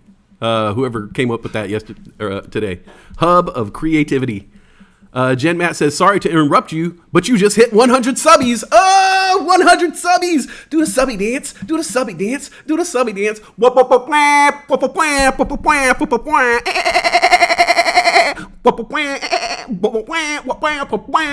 Remix. Yeah, cue the dolphins, baby. 100 subscribers. Yes. All right, that's 14 subscribers in 48 hours. Yo, fucking tearing ass on these subbies right now. Let's go. Oh, shit. All right. Making my dreams come true right now. Have you and sister compared DNA results? No, that would be ridiculous to do. It would be completely fucking different DNAs because technically we're not blood related. You know, if you guys don't know, she's my stepsister, but you know, I don't know when you We did ancestry DNA. Huh? We did ancestry DNA. I have no Native American, and you have different blacks in me. Yeah. Yeah. Our blacks are different. You're I think you got what? Nigerian? Oh, I got a little Nigerian. Okay. Oh, okay. Yeah. Nigeria, baby. Yeah, if you guys didn't know, you know, Ayla has been my sister basically since she was born. You know, I was there when she was born. I held her as a little child, and you know, I babysit her and changed the diapers, and you know, there's other stories about the yeah, we're not going to talk about that, but you know, when you grow up with someone like that, you know, that just becomes your sister. You know, like I have an actual blood sister, but I've spent more time with Ayla, and I actually feel closer to, like, I'm like, oh yeah, I forget. Yeah, Joe's my sister too. Yeah, I forget. No, I love Joe. I love you, Joe, if you're out there. She's like, fuck you now. Yeah, no, she is my stepsister, but you know, there's no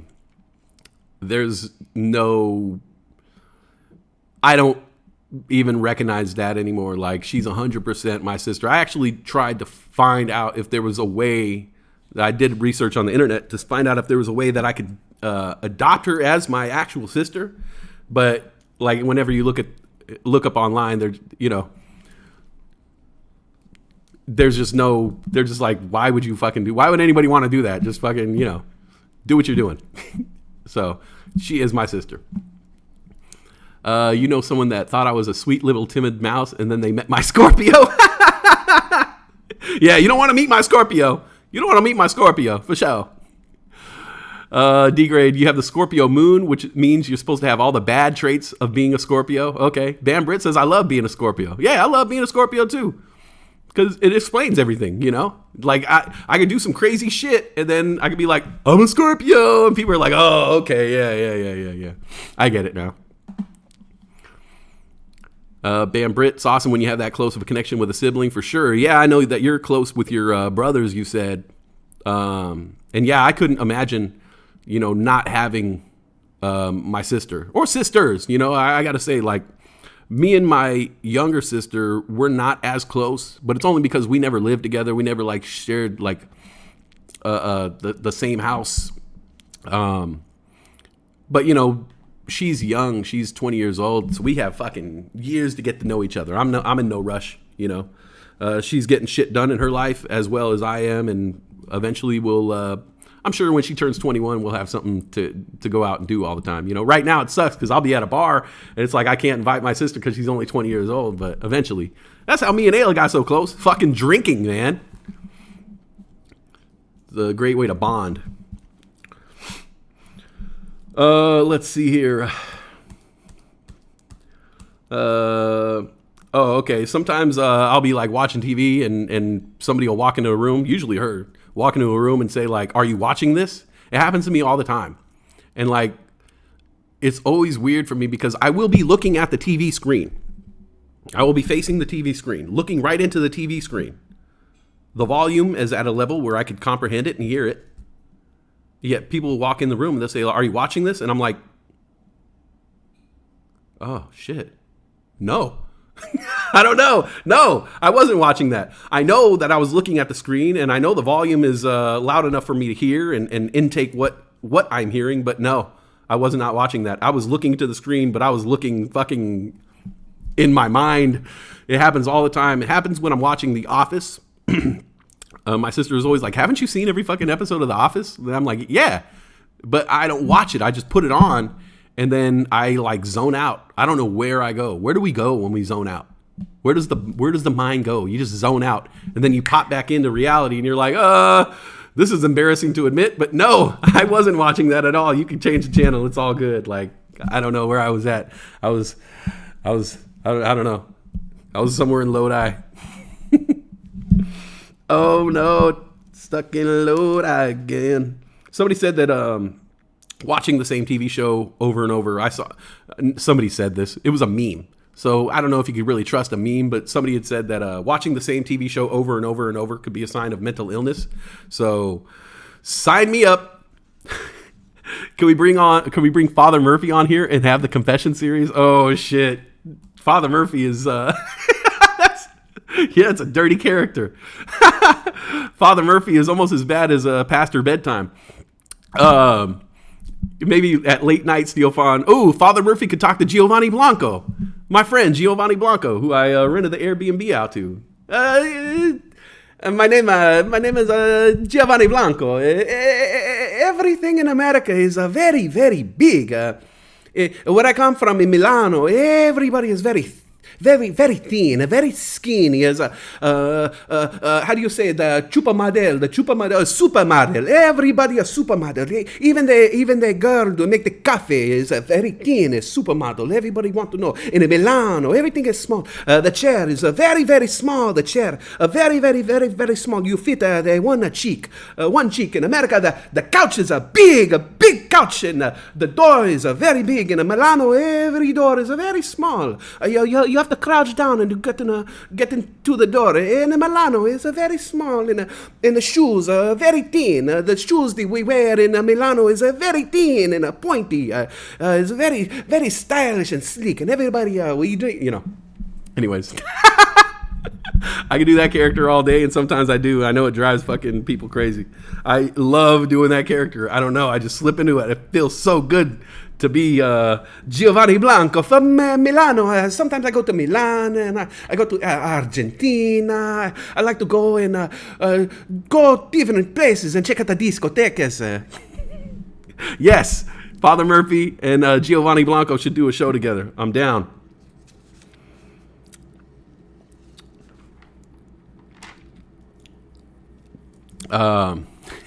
Yeah. I lost a couple viewers with that, so I got to make sure never to do Giovanni Blanco again. People were like, nope, we're not going to fucking stick around for this Giovanni Blanco shit, okay? Fucking stop doing it. I know, I just love doing it. I can't help it.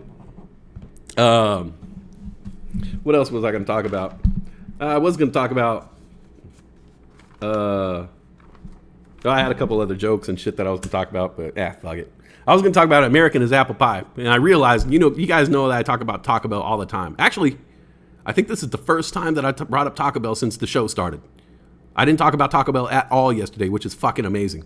But I'm starting to realize, I had this epiphany the other day, that Taco Bell is the real American food.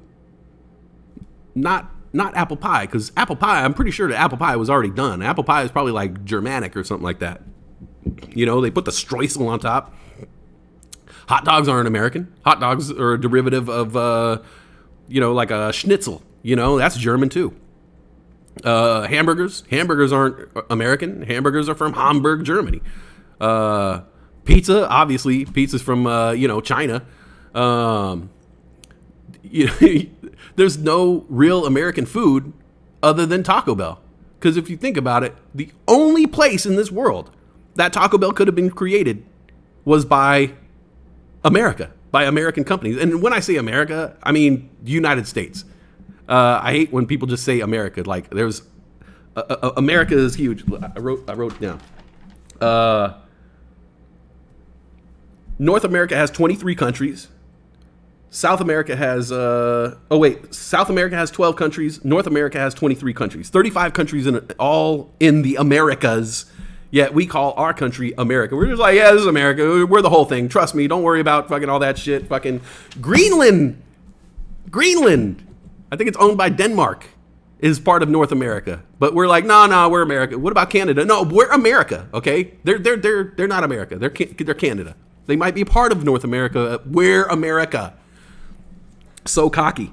But yeah, what other country would take someone else's food and just destroy it at every single level? Oh, you look at a burrito. You go to taqueria and you go check out a burrito, and it's like some places might have like handmade tortillas, and the beans have been cooking for a fucking couple days, and the meat is seasoned with just great fresh meat, and it's seasoned, and they're carving it up, and it's fresh fucking guacamole and these fresh salsas and all this shit. And then Americans just took that and they were like, yeah, we're going to make a beefy cheese and rice burrito. We're going to have the most processed white flour tortilla you've ever seen. Our beans are going to be made from a powder. Our meat is going to be made from a powder. The cheese is going to be not even cheese anymore. I don't even know what the fuck that is. Like, because you could get cheese. It's like vegan cheese. If you read the menu, it's like, oh, you're allowed to eat this cheese if you can't have lactose. And if you're, it's just like, well, what the fuck is in it then? Why is it so goddamn good? I mean, Jesus. Yeah, Taco Bell is the most American food. I'm 100% sure of it, because we love to destroy shit and Americanize shit, and that is the epitome of Taco Bell. It's the most American food of all time. And God, it's so fucking good. Mexican pizza's coming back in the Midwest. Oh, you're going to have to like buy some, freeze them, and send them to me or something like that. You like Giovanni a bit? Having to travel to Oh, you were spot on. Are you serious? Everybody in Milano is very thin. We have very thin, and nobody work. We go and we have a coffee until it's time to have a glass of wine, and then go and have a nice little what do you call it, bruschetta? Bruschetta, another glass of wine, and then you have a drink before dinner, and then you have dinner, and we have dinner at midnight, or maybe 12:30 in the morning, and the dinner goes until 2:00 in the morning, and then we have a digestif, and then an aperitif, and then we got the Gio's a little bit much. Apple pie shots are amazing. Apple pie shots, that sounds good. Kareen, what's up, Kareen? Oh, Kareen, can you do me a favor? Can you message me in Discord? Because I want to get like Sandman's email address or any way to talk to Sandman. He didn't hit me up in Discord. So if you could hit me up, I really want to get his information and talk to that man. Talk to that man. Westside Weed Smoke Super Bowl party. Let's do it. We could do a live Super Bowl party on the channel. And maybe if anybody else wants to get on, we could do like, do the Brady Bunch. Have several boxes on the screen and just talk some shit. I got some shit to talk about the Super Bowl. By the way, I had a conversation with someone from Southern California last night, and they were like, well, I guess we're rooting for the Rams. I was like, go fuck yourself, pal. You could, seriously, go fuck yourself. I'm not rooting for no goddamn Rams. You know what the hell I am, man. I'm a Niner fan. I'm sorry, man. I don't care if LA is my hometown. I'm not rooting for those damn Rams. I'm sorry. I'm not rooting for the goddamn Rams. They're the biggest arch rivals of my team. I cannot root for the LA Rams. So if you guys need to know, I will be rooting for the Cincinnati Bengals in the Super Bowl. And the biggest reason is because I fucking love that show WKRP in Cincinnati. And the dude who played Johnny Thunders or whatever just died. So Cincinnati all the way. WKRP in Cincinnati. Let's go. In Cincinnati. Taco Bell is about the only fast food I get cravings for other than occasional Panera or Culver's. I've been eating Panera a lot because it's next to my job. And I am becoming massively unimpressed with Panera. Maybe Cassie, you got to tell me what I got to be eating at Panera because I always get the same thing and I'm just like really, really underwhelmed, especially for the amount of money that they do. They charge fucking $2.59 for a small coffee. $2.59 for a small coffee at Panera. Like, it's just ridiculous. I like my coffee like under $2. Tyson Kane says, how do I feel about the 49ers for next year? I feel good about the team. Of course, there's going to be somewhat of a struggle there. They're going to have to get past the media. They're going to have to figure out how to get past, because a lot of people are going to be calling for the coach's head. A lot of people are going to say, Jimmy G's out of there. There's going to be a lot of fucking drama. So once they get past all that drama, there's the core team there that's still awesome. We have this amazing offensive line. We have still a fairly decent defense, I believe, and a lot of offensive weapons. We got Deebo Samuel. But there's going to be some off-season drama, and they're going to have to be able to play through all that. That being said, it's also going to be on whoever is going to be throwing the ball for us. Whoever's going to be the quarterback next year is going to have to step up his game. And if it is this new kid, that's a lot of pressure to put on a young man who's only been in the league for 2 years. So that kind of sketches me out. I don't know if we're going to go after like a veteran, like to have some veteran leadership. I know that they said Russell Wilson might be on the market. Aaron Rodgers might be on the market. But yeah, there's going to be, I think for the Niners next year, it's going to be a mental game. They're going to have to get past a couple things, which is drama about the coach, drama about the quarterback, and then drama about them getting to that level and not making it again. Because I imagine if they get to the NFC Championship again, these ghosts are going to haunt them. And they're going to have that mental fortitude to rise above the fact that they just lost in a big game like that. Are they going to feel the nerves if they get there again and say like, oh, this is make or break for us, we need to win this game, and then make mistakes? Or are they going to say like, are they going to be cool under pressure like Joe Montana and get through the next set of playoff games? But I do think that the 49ers are still a playoff team, and I love them, and I'm proud of what they did this year. And exactly, Jen Matt, beat LA. I saw a funny one, and I'm rooting for the Budweiser Clydesdale horses all the way. I'm always rooting for those Clydesdales, man. Shout out to Icky Woods, the Icky Shuffle. Johnny Fever, that was his name. He was hit by a flying turkey. For real? Turkey bacon avocado sandwich. I haven't had that yet. I'll try it. I like a little TBA. We'll be okay. Debo has a heart of gold. Let the Trey Lance era begin. Yeah, I'm feeling that, Jen Matt. I think that once he gets on the field and starts getting comfortable out there, I think he could be a decent quarterback. He's got the legs. He's got the arm. And we have the secret weapon. We got the lethal weapon. Riggs. Fucking Debo, man. That guy could do it all, and it shows that he has a passion for the game. He wants to win. He wants to get to that next level. And I wish them all the luck. I think that they'll do that. ASAP Rocky knocked up Rihanna. She looks cute pregnant. That's funny that you say that, because everybody on my Instagram feed has been like posting pictures of pregnant Rihanna. Everybody has been posting pictures of pregnant Rihanna with that little belly and that pink outfit, and it's like, I gotta admit, when I first saw the first picture of her, I was like, "Whoo, damn, Rihanna got thick." And I was like, "Oh no, she didn't get thick. She just got fucking pregnant." Well, whatever. That kid's gonna have some kind of talent. Yeah. You know, it's a young team. We still got Bosa. We still got Debo. We got Ayuk. We got a ton of running backs. You know, you got to realize that the running backs who are running this year aren't our starting running backs. We got starters who have been on the bench. Wide receivers all over the place. We still got George Kittle. Like, there is a team there. There's a team there. We just need to get past the coach's mental struggles. We just need to get that quarterback, give him some, confidence, and get past the stresses of getting to that next level. But yeah, I'm feeling it. I think the Niners are going to do just fine. Just fine.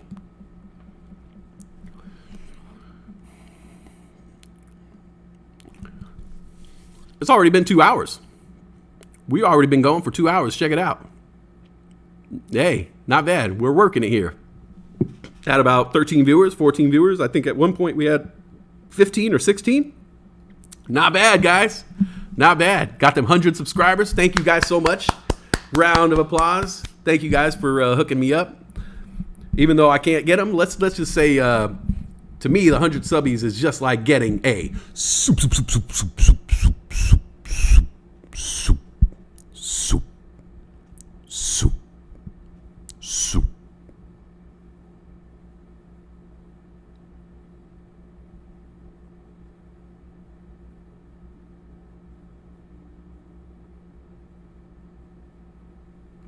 Super chat.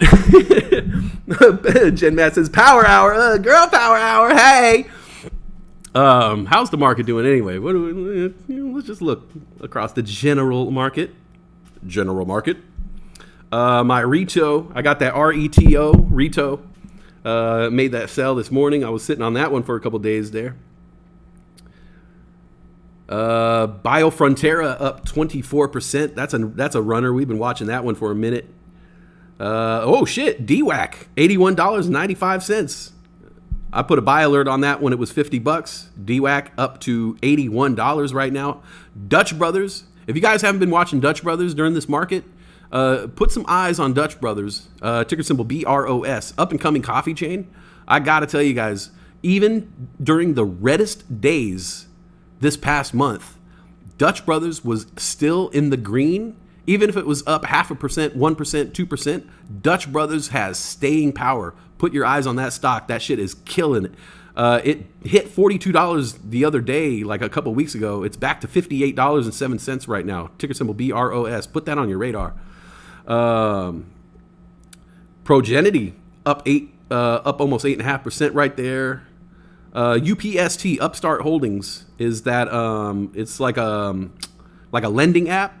They do loans and stuff like that. This stock at one point in time had hit $401.49. It's currently at $116.52. It's up 7% on the day. UPST Upstart. Put that on your radar because that ain't going nowhere. And another one that I was noticing right there, right below Dutch Brothers on my watch list was Bed Bath & Beyond. During this whole red market and all this shit that was going down, Bed Bath & Beyond held steady and stayed green in a couple percentages for a while there. Bed Bath & Beyond, man, killer stock, man. But yeah, overall, the market looks like it's looking nice there. It's a green day in the market. 4,800 advancers, 2,700 decliners. Good day. Exela up 83 cents right there. We remember when that stock was trading in like the 3s and 4s and 5s. It's crazy to see Exela at 83 cents right now. I watched this one the other day, KSCP Nightscope. You guys watched that the other day? That thing IPO'd. On its IPO, it IPO'd in like the $5 range. The next day, or maybe 2 days later, it hit $27.50. It hit a low of $5.91 and hit $27.50 a couple days later. If you were watching that KSCP Nightscope, which is I think it's like an AI security bot thing like that. I don't know the whole story on that, but yeah, that's on my watch list. Most active stock of the day. Guess who? Guess who's back? Fucking AMC. AMC 113.5 million shares traded today. Currently sitting at $16.95. AMC up 5.5%. So there you guys go. AMC holders. Hopefully we're gonna rally back in the 20s. You know, I'm looking. I don't hold any AMC anymore, unfortunately. I sold all my AMC when I saw the price just starting to dramatically drop. I sold it in the 20s and got out. But hopefully we see AMC return to the 20s, 30s, 40s, and you know, hell, hopefully the 70s again one of these days. I mean, hopefully we even see the moon thing go. Brian Joel, Pong F. That's the Atari stock, right? I gotta learn more about that stock, because I know it's an OTC stock, but I think you talk about that enough to where there might be something there. 102 now. Dr. GTI says, great job on the Hundo subs. I get one of these. Nah, man, you guys get one of these. One of these. Thank you. 12 maintained viewers all day. All right, man. Hey, like I said earlier, man, little fish in a big pond. But there's a different mission. You know, I'm not trying to be a YouTuber. I'm not trying to be a superstar. I just want to, we have 17 viewers right now. I just want to be able to create this hub where we could talk about fucking anything. You know, what have we talked about today? This is some crazy shit. And you know, we talked a little bit about current events. So we talked a little bit about, you know, sports, being a Scorpio, the smell of toast. You know, I just want us to be comfortable expressing ourselves and bringing any ideas to the table, whether it's NFTs or whether it's, you know, talking about music or, you know, just creativity. To me, creativity is just everything, you know, and it really is the staple of mankind. Creativity, you know, somewhere, somebody back in the day, hundreds of thousands of years ago, decided to make flour out of wheat. And then they realized that you could mix water in that flour and mix yeast and bake it and create bread. Somewhere, tens of thousands of years ago, someone invented bread. They were creative enough to invent bread. Think about the miracle of fucking bread and how that fucking came about. Because it wasn't just some shit, you know, people were like, oh, the greatest thing since sliced bread. No, the greatest thing since bread, man. Some caveman, Neanderthal, somewhere created bread, and we've been eating it ever since. And the recipe is hardly unchanged over tens of thousands of years. And then some motherfuckers are going to have the nerve to say that they're gluten-free and they don't eat bread? Well, fuck you, man. You eat that bread, you're slapping the fucking ancestors in the face. So, yeah, you know, it's all about creativity and having a place where you could talk about things and bring up ideas and say, hey, man, maybe we should make bread out of these NFTs. And and let's see where it goes, man. Where else do you get to talk about bongs, you know? Westside Weed Smoke dropped the link so we could get Tyson. Tyson, you want the link to the Discord? Okay, 1 second here. On my way. Invite peeps.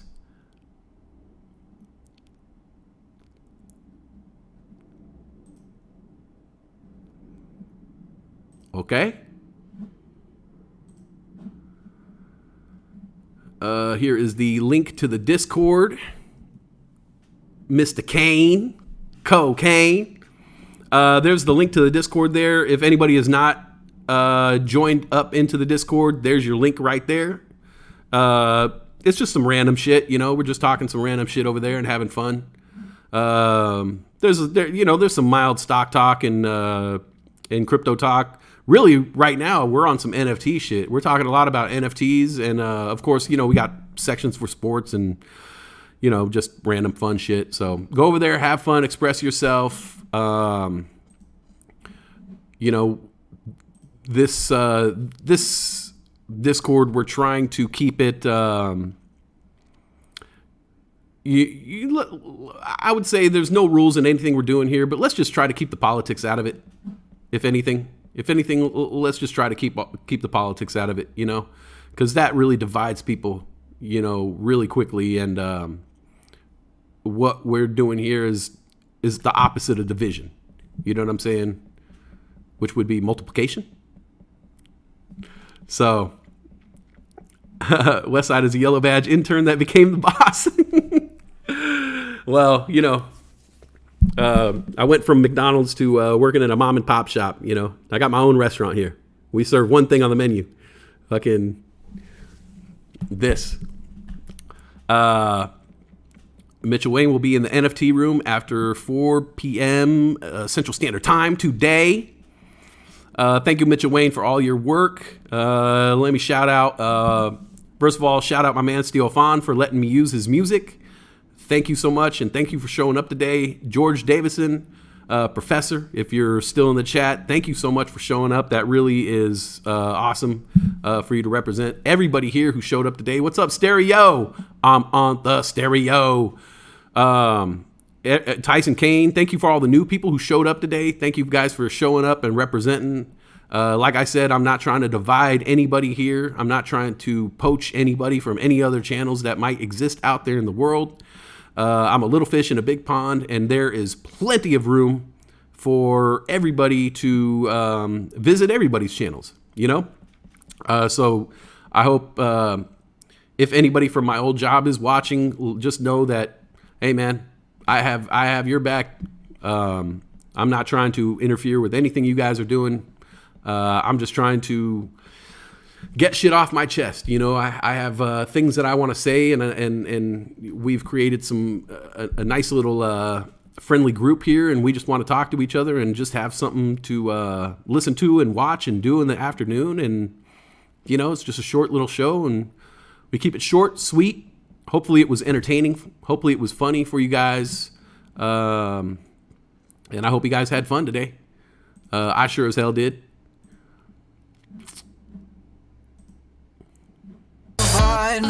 Oh, you know, that's the sign-off song right there. And thank you, special thanks to Mitchell Wayne for helping me out and giving these NFTs out to everybody who's showing up, all the people here. Thank you so much. Yeah, and religion. Let's not talk about politics or religion.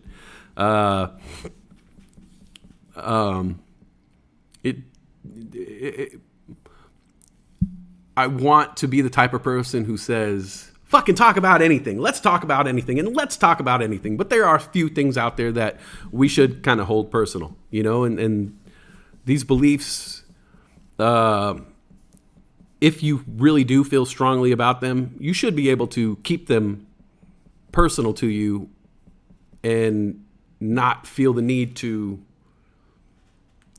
push them on other people. You know, it's a really tough way to get your point across when you start to push your beliefs on other people. You got to just let people be open to your beliefs. And one day, you never know, someone might approach you and say like, hey man, you know that thing you were talking about at one time? I'd love to get your point of view on that. I'd love to talk to you about that some other time, and it could be a friendly conversation, but not in the Discord. Let's just keep it fun and keep it light, man. It's all about the funny. We do it all for the laughs. We did it all for the nookie. The what? The nookie. So you could take that cookie. Inclusivity is the word I'm looking for. Yes, like I said yesterday, if you guys watched the show yesterday, my opening monologue was all about being inclusive and accepting people for who they are, and not just accepting people for who they are, but praising them for being brave enough to put themselves out there like that. You know, I think the gender pronoun is a great example. If somebody puts themselves out there and says like, hey, I really want to be called this gender pronoun for this reason, you can't look down on that, and you shouldn't have a criticism for that. You should immediately be praising them for the bravery, because it's tough for someone to come out and expose themselves like that, you know? And the last thing someone wants to hear is, the last thing they want to do is just get knocked down for it. So yeah, the show goes up and down. If you guys notice, I'll go from being real fucking serious, and then I'll be talking about some stupid ass shit, and then we get serious again. But that's what happens when you're dealing with Mr. Westside. But yeah, I just want to say thank you so much, D-Grade. Thank you so much, D-Grade, for boosting the fuck out of my server, and everybody who helped with the boosts. Thank you guys so much. Mitchell Wayne, thank you so much for being our local NFT resident here and helping everybody with the NFTs and getting people involved in the wax wallets. You're really doing some cool work here in the chat, and I appreciate it. We all appreciate it. So yeah, I think I might be done. Mitchell Wayne says, great job, Westy. See you on Monday. I do plan on doing the shows on Monday and Tuesdays, hopefully. If things change in my work schedule, maybe I could find another way to sneak in a show there during the week. And hopefully we could find a day out of the week also to do a game night and play a little dominoes or a little blackjack in the Discord. And just enjoy each other's company, Political and religious trolls and bullies, good idea to keep it out of here. We should be able to share without conflict, eyes and heart open for all. Damn, that's some deep shit right there, Mr. Wayne. Hi, Wayne. Hi, Wayne. Brian Joel, 18 viewers. I had 18 viewers. That's the most viewers I ever had at one point in time. Yeah, we're knocking it out the box, man. One of these days, we're going to get 20 viewers. One of these days, we're going to get 20 viewers. Let me see if there's a clip I could play. I played the Charlie Chaplin speech for you guys earlier. Let me see if I have another little speech that I have. Let me see here. I know that I have a bunch of them.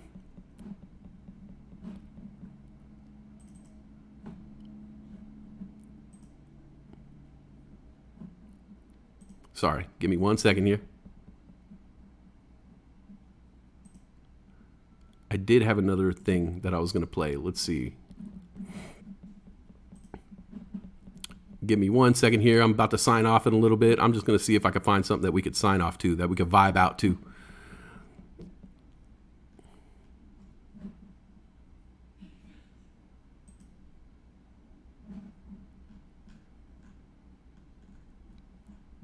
Where are my playlists? Sorry, guys. Give me a second here.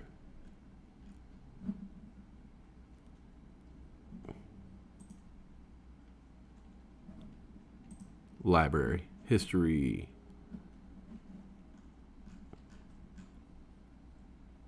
Oh, okay. Here we go. Playlists.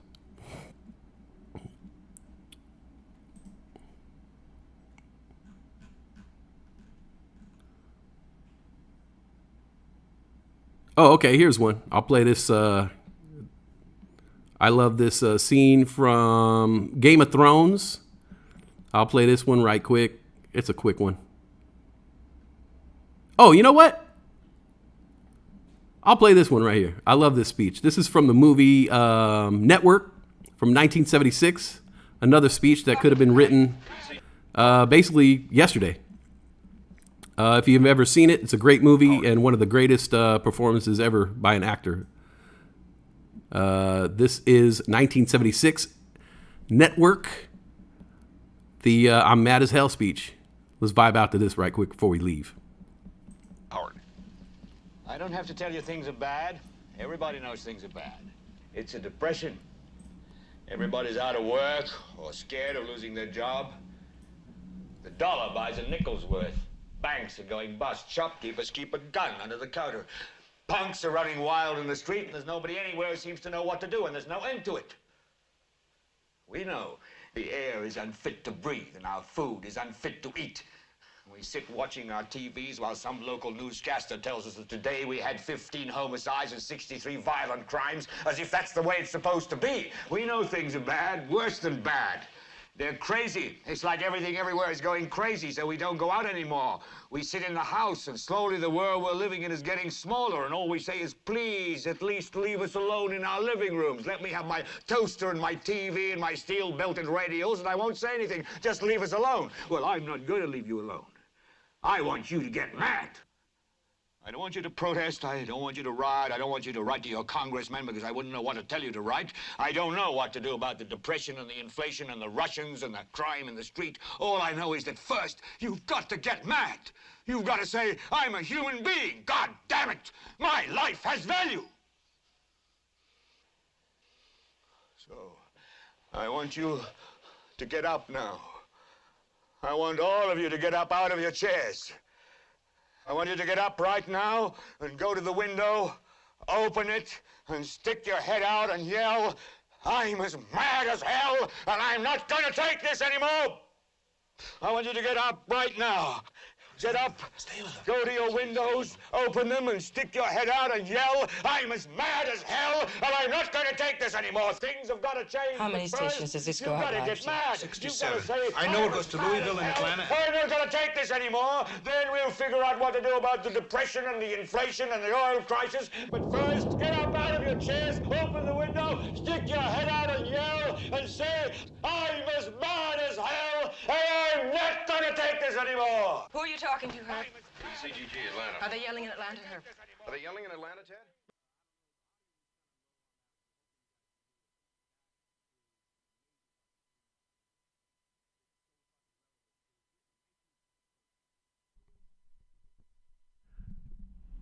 So that's like one of my favorite speeches of all time. And like, it's written in 1976. I don't know. Hopefully you guys can hear it. The audio is kind of low on that one, but it's so amazing that something that was written in 1976, 44 years ago, 45 years ago. Fuck, I'm getting old. How it could still be so fucking relevant. Still be so relevant to this goddamn day. It blows me away. And I feel it, man. He said the Russians, crime in the street. It's like it could have been written yesterday. So, and I saw someone new just walked in here. Dr. Green Thumb, what's up? Dr. Thingrum, what's up, man? How you been? Must have seen my thing on Instagram. What's up, man? Good to see you, dude. There was a reason we were made with 2 ears and 1 mouth. More benefit in listening to others at times. Exactly. You work a different shift now, so life is backwards. All right. My motto is we all bleed the same color. We're all born to die, so appreciate one another and don't judge. Love it. Just got a notification that Silvergate is acquiring DM stablecoin technology from Meta. Okay. Thank you, Kareen. Dropping that knowledge on us. So I've gone over the 2 hours. And yeah, I just want to play a couple clips for you, talk to you guys. And on that note, I think I'm going to get out of here. So you guys have a great day. Yeah, have a great day. And like we always say about this time, if you can, don't forget to go out, get that good sunshine on your skin. You know what I'm saying? Get that good air in your lungs, man. Go out and call someone you haven't called in a long time. It feels so much good. Feels so much better. And yeah, I am out of here. Baby, stay with me, please. She can't imagine. Thank you for letting me use this song, Steel Fan. Here by yourself, Lord of mercy. I'll see you guys back here on Monday, 10 a.m. on the West Coast. Is that cool? She's crazy and I love it and I want her myself. Same was hard with your day, with you now. You guys have a great day. You guys have a great week. Have a great weekend. Keep that positivity rolling all day and night. You know what I'm saying? I'll see you back here in about 6 days. Got your ear to the phone, but your man won't call. Have a Superman pose with a brand new cape. Papa, give me some love and I'm on my way. I'm on my way, way. I'm on my way. You guys have fun this week. Take care of each other. Be nice to everybody. Be nice to the animals out there. Call your grandparents.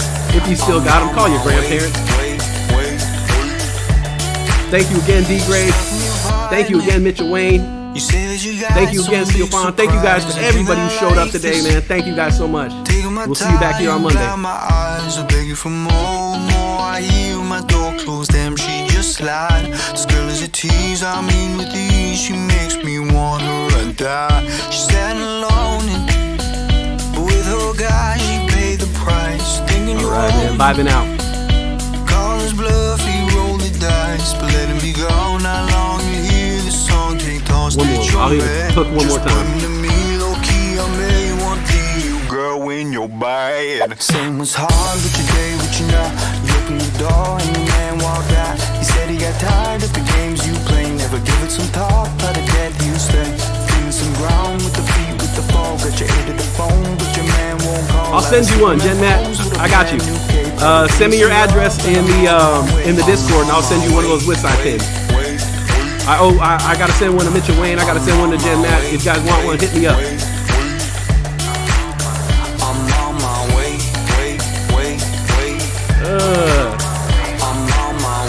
Alright guys, I'm out of here. You guys have a great week. Peace out. I'll see you guys Monday. Thank you so much. Thank you so much for these past couple days. I appreciate you guys so much. Thank you guys. Alright, I'm out of here. Till Monday, 10 a.m. West Coast time.